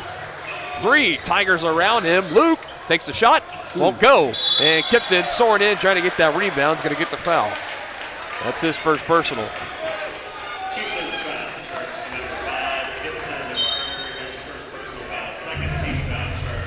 And we saw the girls for Tonganoxie get the win, 50-40 in their game. The boys trying to hold on here. Not too often we've been able to call a doubleheader sweep yet this season, especially on the road. We did it a couple Fridays ago at KC Turner, trying to do it again here at Fort Scott. We already talked about all the big implications of the win for the girls, how big a game that was for them, just as valuable and important here for this boys team. Desperate for a win, 4-15 overall. Trying to claw their way in to get one of those final sub-state qualifying playoff spots. Currently ranked the 17th seed are the Chieftains. 11 are the Fort Scott Tigers. Under 5 on the shot clock. Dribble around. Jumper from Kegler. Well contested. No good. Rebound again underneath by Quad-Eye Moreland. His 5th offensive board. And a 3 on the way. No good for Cannon Brown. Eventually, it's in the hands of Kegler. And he'll go to the line for 2. That was McGuire that was tracking it down. He was basically glued on the hip by Quad-Eye Moreland, as both McGuire and Moreland, I think, kind of just tapped each other on the hip as like a show of respect. And when it's all said and done, Dirks Kegler will go to the line for 2 as Luke Brewer picks up his 2nd personal. They're giving up way too many offensive Way too many, boards. I agree. And they're going to tell you that too. Now here's the thing though, with how much you've been giving up, for Fort Scott on the other side of that coin, they haven't been able to get the second chance points that they would like to get, and particularly at the free throw line. I mean, they're now, I think that's 4 of 9, pending his next free throw from Kegler at the free throw line tonight.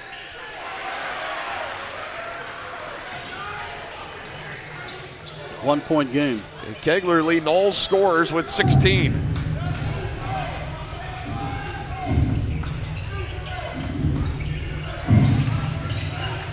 Drive it.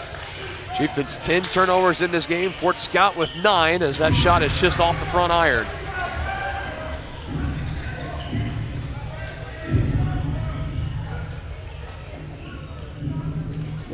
Chieftains still in the switching man-to-man. Brown gets it to go. And just like that, Fort Scott is back with the lead. 1:45 and counting remaining in this third quarter. A travel. I say the pivot foot just was able to drag enough on the deck for Kipton Herder.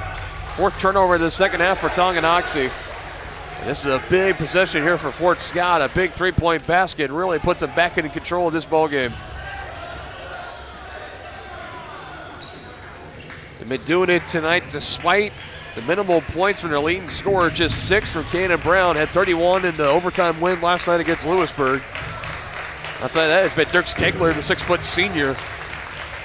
He's been leading the scoring attack with 16. Here's Brown on a head fake drive on the baseline, and Cannon Brown can't go. Quad-Eye Moreland, oh my goodness, another offensive board. Number 6 in the game, and he lays it in for 2. And just his effort alone on the offensive glass and second chance points could be enough in a win and a loss in this one for the Tigers, as Lachlan wisely will tip that one out. Gives them a chance to track down the loose board. Now the pull-up. High bounce, no good. And I think, did it go off the top of the backboard? It did. Yeah, so no foul going to be issued here on Nola. It went off the top of the backboard. That's a dead ball. Still Fort Scott basketball, but you avoid what looked like potentially could have been a foul call there on Nolan McGuire, as Owen Seba will check in for Kipton Harder. Chieftains going to really need to try and keep these Tigers to just one shot. They need to get on the defensive glass. You got to start thinking eventually, the more and more those offensive rebounds you get, the more and more those second chance points are going to fall. That's a splash down three right in front of the Tiger bench for Dirks Kegler. He is having himself a night. Back-to-back games with 19 points for Dirks Kegler. Has the Tigers up 6. Chieftains can hold on for the final shot, and how big would a three be here on this possession?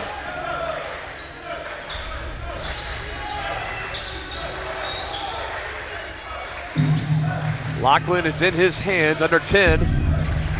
Up near the top, takes it. Can't knock it down. And the long board will go out of bounds. A Nogren pulling up there late, and with 3.3, Fort Scott, a chance to take the final shot. And you imagine it's going to be in the hands of Dirks Kegler. He's had the hot hand. Lachlan McRae is closing in on him. Here's Kegler, gives right back to Cannon Brown, right at the half-court line. And the shot is no good for Cannon Brown. And we will head to the fourth quarter. Fort Scott 49, Tonganoxie 43. Clutch 8 minutes coming up here for the Chieftains, trying to pull off this road upset. Looking for win number 5 of the year. Does your roof have possible storm damage? Looking to get solar panels? Or is it just simply time to get it inspected? That's where Balmer Roofing and Solar come into play. Balmer Roofing has a combined 40 years of experience with JAF Master Elite and Emerald Pro contractors.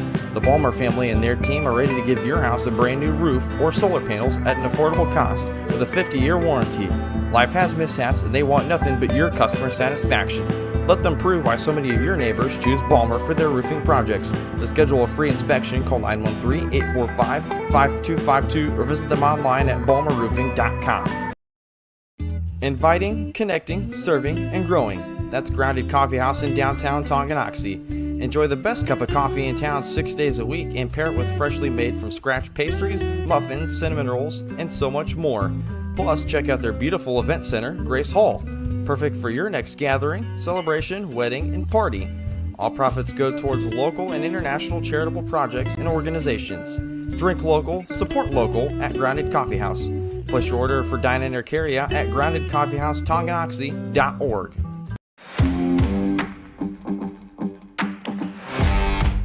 For you. There we go. 6-point lead for the Tigers. We open up play here in the fourth quarter. Deflected out of bounds, stays here with the Chieftains. Dylan Funk, Dennis Drennan. It's been fun here tonight at Fort Scott High School. We've had a pair of really close, highly contested basketball games. Tonganoxie trying to claw back into this one. That's a big three from Luke McRae. Cuts the 6-point deficit in half for Tongi. Yeah, they needed that bad. And a shout out to Owen going up and getting that. A new season high 4th assist on a contested inbounds play. Taking that one away from a Fort Scott Tiger in midair. And able to find it to Luke McRae for Luke's, that's his 3rd three-point basket tonight. Meanwhile, Aiden Ogren with the lay-in. That's his first field goal tonight. Puts Fort Scott back up 5. Luke gets it back from Nolan, skips it inside to his brother Lachlan. Back out to Nolan, far corner 3. It's up, it is short. Quad-Eye Moreland with the rebound. Already 8 rebounds tonight for Quad-Eye Moreland. It's only his 2nd on the defensive end, too. 6 offensive boards for Quad-Eye Moreland has led to many second chance points for Fort Scott. Maybe not as many as they would like, but it's been enough for sure. Now a spin cycle on McGuire, and he lays it off the glass. That's a nice nifty move for Quad-Eye Moreland, and a timeout taken here by Tonganoxie. One of the largest leads of the night for Fort Scott now at 7, 53-46. It's just a 30-second timeout taken here by Tonganoxie. So they should have 3 remaining. Fort Scott still has 4. 6 minutes, 45 seconds. Just getting things going here in this fourth quarter. Right, we talked about, on the offensive end, I think you've been able to get the shots you've been wanting to get. We've talked about the mismatches inside for Luke Brewer. Fort Scott really, most of the time haven't had an answer for his size. He's been able to use that to his advantage. But it's more on the defensive end. It's the offensive boards. It's the second chance points. Yes. Those have really crippled the Chieftains so far tonight. That's the difference in the game tonight. And now we're starting to see Fort Scott, when they're getting those rebounds, now they're starting to get points off of them. And the offense is just starting to click too. The free throw shooting has been ice cold for Fort Scott. They're right around that about 55-60% mark. Chieftains haven't had many free throw attempts. They went 4 for 4 in the first half. Haven't had many, if any, in the second half so far. Yeah, it looks like Fort Scott's going to be in that zone. They need to drive it. Going to try to force the Chieftains into taking these three balls. Lockwood trying to penetrate. Out to Luke. His fourth three ball. Luke McRae is feeling it tonight. That's 4? That's 4. He hasn't had more than 2 in a ball game this season, and he's already doubled that. Lachlan gets his 5th assist on the feed to his brother, and these are big, too, to help try to keep the Chieftains in this one. Now it's battled inside, and they're going to get a foul on Luke Brewer as he was trying to reach around and get that loose ball, as it kind of ricocheted around between him and with Cannon Brown inside. That's a third personal on the 6'6" center for Tonganoxie. No, you got to leave him in there. No doubt. Inside. Oh, and a block by McGuire as it goes out of bounds. That was big. That looked like that was 2 points all the way for Tyler Anderson. He got open, but Nolan says not today. 2 blocks in the game for Nolan McGuire. 2 blocks for Luke Brewer as well. And several altered shots that ended up being misses. Moreland almost put it on the deck. It's still loose. And eventually Brewer comes away with it. Kind of got it tangled up there inside. Hope everything's okay. I was really worried about his left leg or ankle getting caught under Moreland as he was being twisted down to the ground. All unintentional, of course, but thank goodness his leg did not get stuck. That could have been a lot worse. Everybody gets up. Everyone's all good, okay. Meanwhile, Quadai Moreland, that's his third personal, as he will come out of the game. He has been a fiend on the boards tonight, particularly on that offensive end for Tonganoxie. Now the Chieftains a chance to draw even closer. Luke for his 5th. Yes! Something in the air tonight for Luke McRae, a career best 5th 3-point basket. Still 5.5 to go in the ball game. Have a night, young man. Brings the Chieftains back within 1.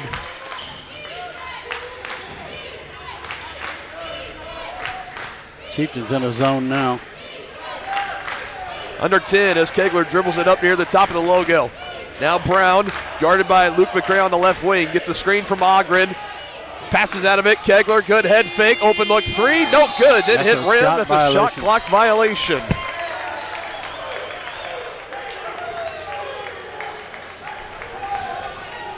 Here we go. Hold on to your seats, fans. I'll tell you, we are so glad if you were back at home, wherever you're at watching this game, so glad to have you. But, man, this has been well worth the trip here tonight. We have been treated to 2 excellent basketball games. Yes. Great atmosphere here in the Tiger Dome. Luke. Yes! Wow. A man possessed. Luke McRae puts the Chieftains in front by 2.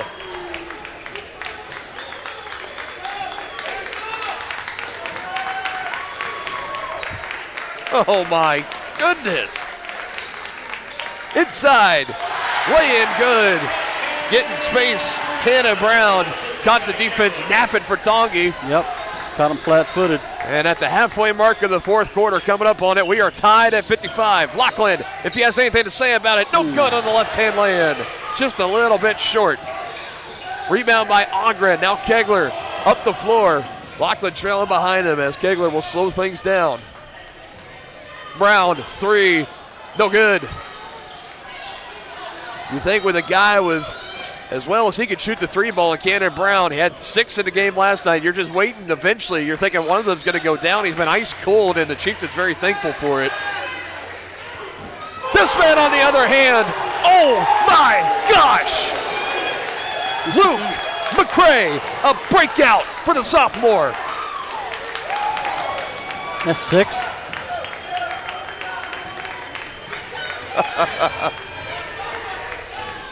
Have a night, young man.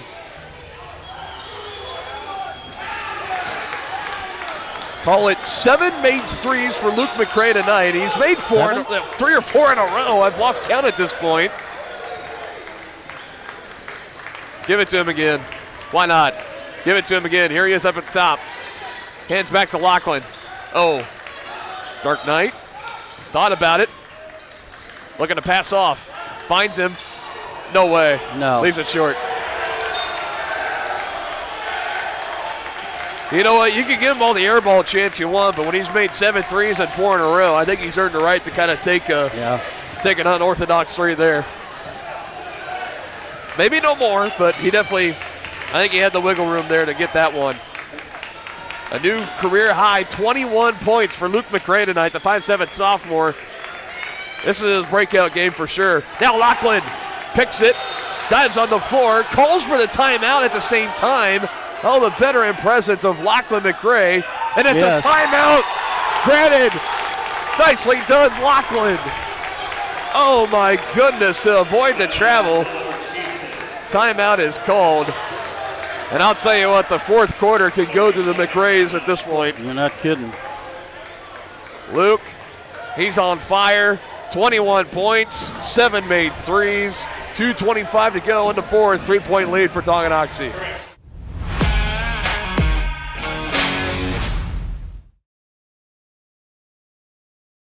Tonganoxie is the ideal location to start a business. That's why the Tonganoxie Business Association has strived towards a common goal of adding value to businesses and the community since 2015. They assist in providing improved services for customers and visitors, encouraging and enhancing businesses, and preserving historical and cultural assets. Follow them on Instagram for the latest and upcoming event information, and become a member today by visiting their website, TonganoxieBusinessAssociation.com.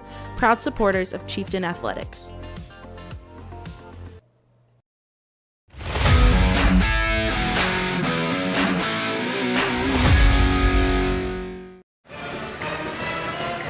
Coming out of that timeout, Tonganoxie 2 remaining. Fort Scott still with 4. And I have a feeling, Denny, we're in for one of those signature basketball games where the final 2:25 could take like 25 minutes. You got that right, partner. And both teams with one. With one foul. So yeah, one team foul apiece. So here we go. This should be a thrilling about 2 and change here in the fourth quarter. Tongi trying to hold on, looking for their 5th win overall, 2nd of the season on the road. Yeah, the clock's their friend here, so I like to see him run some clock. Luke McCray on the bench right now. And get it under 2. There's Lachlan trying to drive in on Ogren. Double team by Brown. Lachlan, nicely done. 12 points for Lachlan. 2nd in scoring on the team, just behind his brother with 21. And a 5-point lead for the Chieftains, one of their largest in the ball game, particularly in this second half. They were down by 7 not that long ago, partner. I know. Well, it helps when you got Luke McCray, the sophomore, that can knock down 4 straight 3-balls for you. Yeah, it's back-to-back possessions. No question. Did I leave one out there? I don't even know. This has been so fun, so bizarre tonight. Both games, I've loved it. Brown trying to get around Lachlan, and they're going to get Lachlan with the foul. That's his 3rd personal. And Luke is going to be checking back into the game. He'll take out Kipton Harder. For the Tigers, you got Quad-Eye Moreland and Jax Armstrong both checking back in. Under 90 seconds to go, Chieftains trying to hold on. And the Tigers, their 2nd loss of the season against Frontier League opponents. They would fall to 1-2 if the Chieftains can hold on to this win. Brown inside, had it poked away for a moment. Now going to go over McGuire. That's no good. Good defense. Good contest by Nolan. And Luke Brewer on the rebound. That's his 5th of the night to go with 8 points. Now run some clock, boys. Luke hands to Lachlan. Oh, just out of control. And now it's in the hands of Quad-Eye Moreland. Can't do Up that. the floor to Kegler. Blocked from behind by Seba, but Moreland trailing behind. I'll tell you what, if I had $1 for every offensive rebound Quadi Moreland has brought in tonight, man, I'd be a pretty rich man leaving Fort Scott. Closing in on a double-double, 11 points, 9 rebounds for Quadi Moreland. That was a block for Owen Seba, his first block of the night, and I believe we do have a full timeout taken here by Fort Scott. One possession game. 57-60, under a minute to go. Chieftains were just in a similar situation a couple of weeks ago on the road at Eudora. It was a loss, 54-53, but that was a game that went down where Tonganoxie had the final shot, a chance to win it with a 3-ball that came up just short on the iron. Again, in games decided by 6 points or less, Tonganoxie on the season, they are 0-3. They did lead at halftime, and I threw the stat out there. In the previous 4 games, they are 3-1 on the year. So trying to hold on, get it done here tonight against Fort Scott. Trying to lock up that happy bus ride back home to Tonganoxie.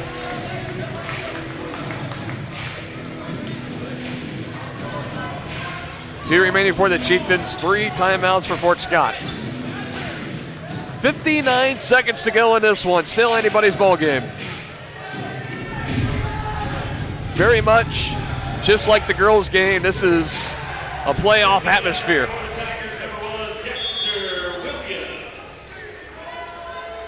Both McCrae's out on the floor, along with McGuire, Seba, and Brewer. Your 5 out for the Chieftains. Lachlan passing to his right to Seba, trying to quickly go back to Lachlan. It's knocked out of bounds. Good defense by Dexter Williams. It goes out of bounds on the far side, and we'll have an inbounds play on the far side for Lachlan McCrae underneath the bucket. 26 seconds on the shot clock for the Chieftains. He finds Brewer quickly back in the hands of McCrae. Coming back near the top, still guarding him, Dexter Williams. Lachlan hand to his brother Luke. 7 3-point baskets tonight for Luke McCrae. Here's Lachlan on the feedback from Seba, drives into the lane, little running floater is good. A couple of bounces off the back heel of the rim, and it falls for Lachlan McCrae. He's got 14. That shot, no good. Seba, a big rebound. That could do it. Under 20, Tigers trying to foul, and there it is. And that's only the 3rd team foul. So still 2 more to get. Yeah. Or no, that's the 2nd team foul. I was looking at the Chieftain team. Both teams now with 2 team fouls. 19 seconds to go for Tongies. You just cannot turn this ball over. Yeah. That's the 2nd personal on Dirk Skegler.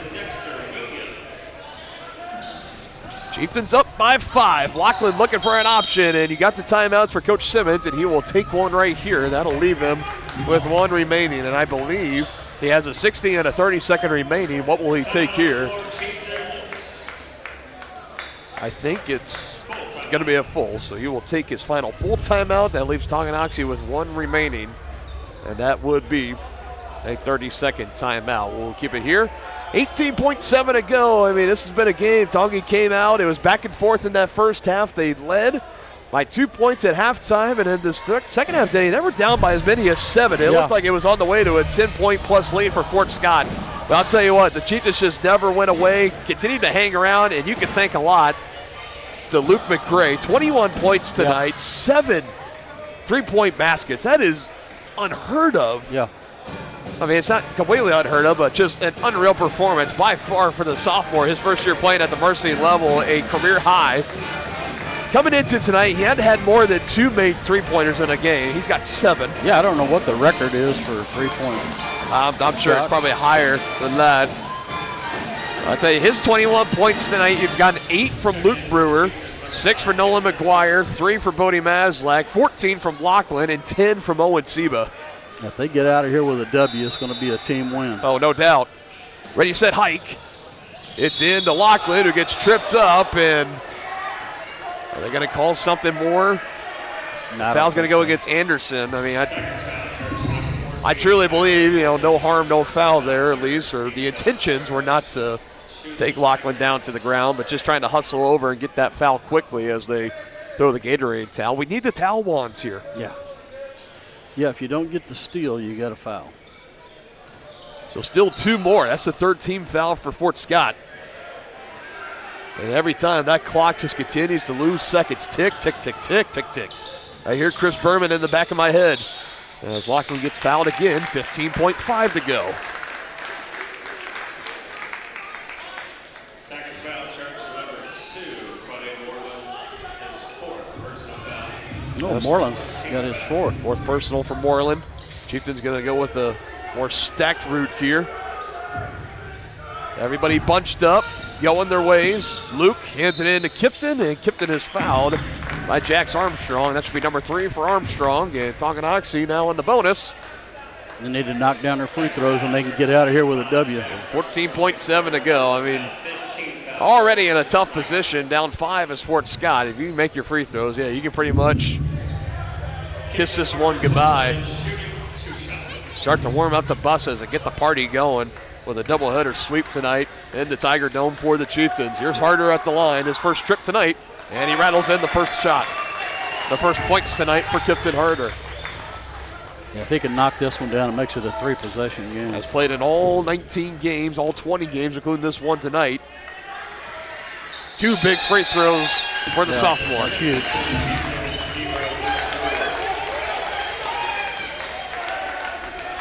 Seven-point lead for the Chieftains. Desperation time for the Tigers. Yeah, you don't want to foul. It's Kegler. Time ticking away. It's now under 10. It's loose. Lachlan, oh, he almost came away with the steal. I mean, just as good. 8.8 seconds. Going to force Fort Scott to inbound again. Yeah, they're going to get out of here with a W, partner.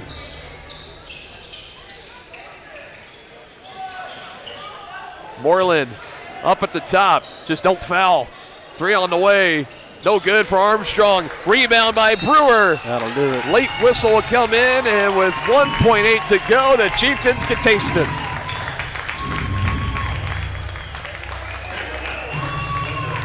And look at the look on every single one of those players in red out there, Denny. Yeah. You can tell how much this win tonight means to them. Again, a season has not gotten their way. 4-15 overall coming into tonight. They will leave 5-15.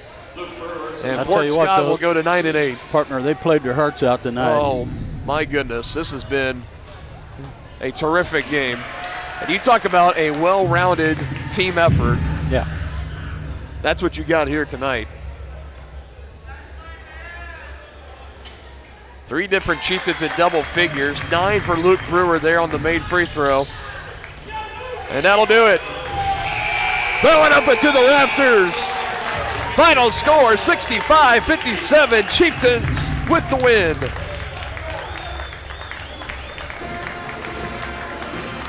And the playoff hopes remain alive for the Chieftains.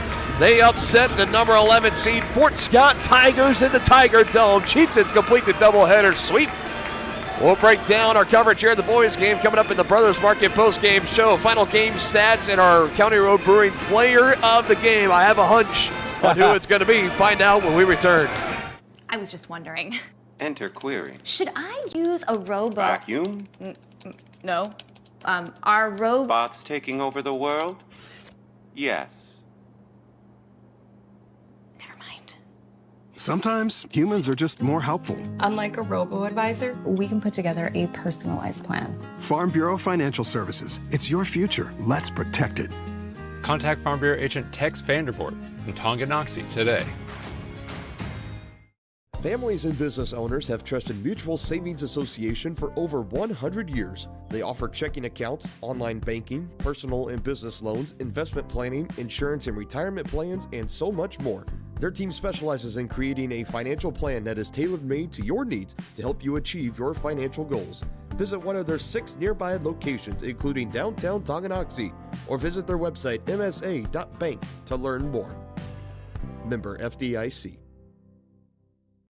Tonganoxie is the ideal location to start a business. That's why the Tonganoxie Business Association has strived towards a common goal of adding value to businesses and the community since 2015. They assist in providing improved services for customers and visitors, encouraging and enhancing businesses, and preserving historical and cultural assets. Follow them on Instagram for the latest and upcoming event information and become a member today by visiting their website, TonganoxieBusinessAssociation.com. Proud supporters of Chieftain Athletics. The same look and location of a classic drugstore with the services and supplies of a modern pharmacy. That's what you'll find at the Downtown Drug Store in Tonganoxie. Of course, Downtown Drug is the local choice for your prescriptions and health needs, but did you know they have the best selection of Tonganoxie Pride and Chieftain Game Day gear in town? And a whole lot more. Cards, gifts, home decor, and even the best way to satisfy that sweet tooth. The Downtown Drug Store. Call 913-369-3800 or visit them online at thedowntowndrugstore.com.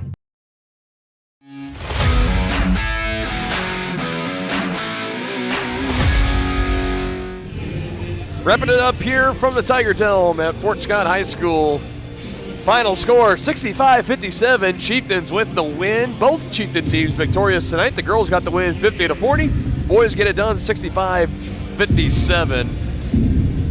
What a night, Denny. Man, we had a great night, partner. This was terrific. Really fun, exhilarating basketball we got to see tonight. Here's your final numbers for the Chieftains. You had Luke Brewer going with 9.6 rebounds. Luke McCray, let's go ahead and just let the cat out of the bag. Our County Road Brewing player of the game. And I'll tell you what, when you make 7 three-point baskets, a new career high, probably knocking on the door of a school record of most three-pointers made in boys basketball history. And when he started his run of 4 in a row, they were down 7. Yep, exactly. And it came at the best time possible. And they just kept feeding it to him. I mean, he had the hot hand. He tried to go for 5 in a row. It was an air ball. But, it didn't matter. By then, the damage was already done. 7 made threes tonight for Luke McCray. And he's our County Road Brewing player of the game. County Road Brewing congratulates Luke on being named player of the game. Rooted in the community, brewed for the journey. See what's brewing today at County Road Brewing in Tonganoxie. And it's very fitting because we were making our way in here tonight. I believe we had members of the McCray family were coming up to us and talking about how they got family watching back for Luke and Lachlan. And I'll tell you what, between those two, you had 21 points, 1 assist for Luke McCray, and for Lachlan, 14 points, 3 rebounds, and 7 assists tonight. Wow. You talk about the dynamic duo of brothers showing out tonight. They are single-handedly almost just won this game tonight for the Chieftains. Yeah, it's the McCray show. Pretty much, as we go back to the Brothers Market post-game show. There's your stats for the McRays. You had Kipton Harder, 2 points, 1 rebound. Noel McGuire finishes with 6 points and 2 rebounds. Just 1 rebound in the book for Roman Holthouse. I don't believe he checked in that second half. He picked up 2 personal fouls in the second quarter. Didn't see him again in that game. Bodie Maslak, he also had a 3 in this game. 3 points, 1 rebound, 1 assist. And Owen Seba in double figures as well. 10 points, 5 rebounds, 4 assists tonight for Owen. So you had career nights from Owen. You had a career night from Luke McCray. Lachlan McCray just continuing to give you 14, 15 consistently on a night-in, night-out basis. Luke Brewer, 9 points again for him tonight. A couple of blocks in there, too, for the big fella, Luke Brewer. He's had 8 or more points now in 4 of the last 6 games as Luke Brewer. And he altered a lot of shots tonight, partner. Yeah. He was truly a rim protector for the Chieftains tonight. No doubt. This was, this is the kind of effort it needed to take to get this win tonight for the Chieftains. For both the boys and the girls, they both needed really to play well-rounded games. They're arguably one of their best of the seasons, and they did that tonight, and they handled their business in Fort Scott. So, again, taking a look what we got coming up here. We're back at it at 10 a.m. tomorrow morning right here on Tonganoxie Sports Live. Our coverage from Chieftain Arena, the 4A Girls Super Regional Wrestling Tournament, and then the final 2 regular season basketball matchups at home next Friday against Paola, and then the following Tuesday, the 24th, for senior night against Ottawa. The game on Tuesday night against Baldwin, you can watch that over on the Baldwin Sports Live YouTube channel. Ryan Hilmer, Joey Bogard will take great care of you guys on Tuesday night. Diddy, you and I, we got a happy drive home, about an hour and a half for you and me. Yeah, no Getting question. back on 69 Highway. Any final thoughts, any final takeaways from our doubleheader sweep tonight? I felt like both of these games tonight felt like postseason matchups. The girls especially. Yeah, especially. Yeah, we talked about for that girls game, Tonganoxie ranked 10, Fort Scott was 8. They did creep up to 7. I mean, it's very possible, and even on this boys' side, too, if things kind of shape out, if Tongi gets another win and Fort Scott keeps losing, I mean, it's possible. They could cross paths, possibly. I don't know. More likely on the girls' side than the boys' side, but you can tell the intensity, the energy in this gym tonight. I'm with you. It felt like playoff basketball through and through. Yeah, well, to keep their playoff hopes alive, they had to win tonight. Yep, for the boys. And they got it done. And they did. And there's no better feeling than knowing that you got to come in, handle your business against a great team, a very solid team, and you do. You come in and you do exactly that. What a good feeling it was tonight. What a pleasure it was to be on the call with it as well. We will see you guys tomorrow morning live at Chieftains Arena. Bright and early, Denny. Got a good day of wrestling ahead of us tomorrow. We're going to find out who's going to state, who's going to be a regional champion. It's going to be so fun. One of my favorite sports weekends on the calendar year, wrestling regionals at Chieftain Arena. We've done it for the boys the past 2 years. We're going to have it for the girls tomorrow. It's going to be a lot of fun. We will see you guys tomorrow morning here on your home of the Chieftains. Tonganoxie Sports Live alongside Dennis Drennan and the rest of our entire outstanding crew. I'm Dylan Funk saying so long here on Tonganoxie Sports Live.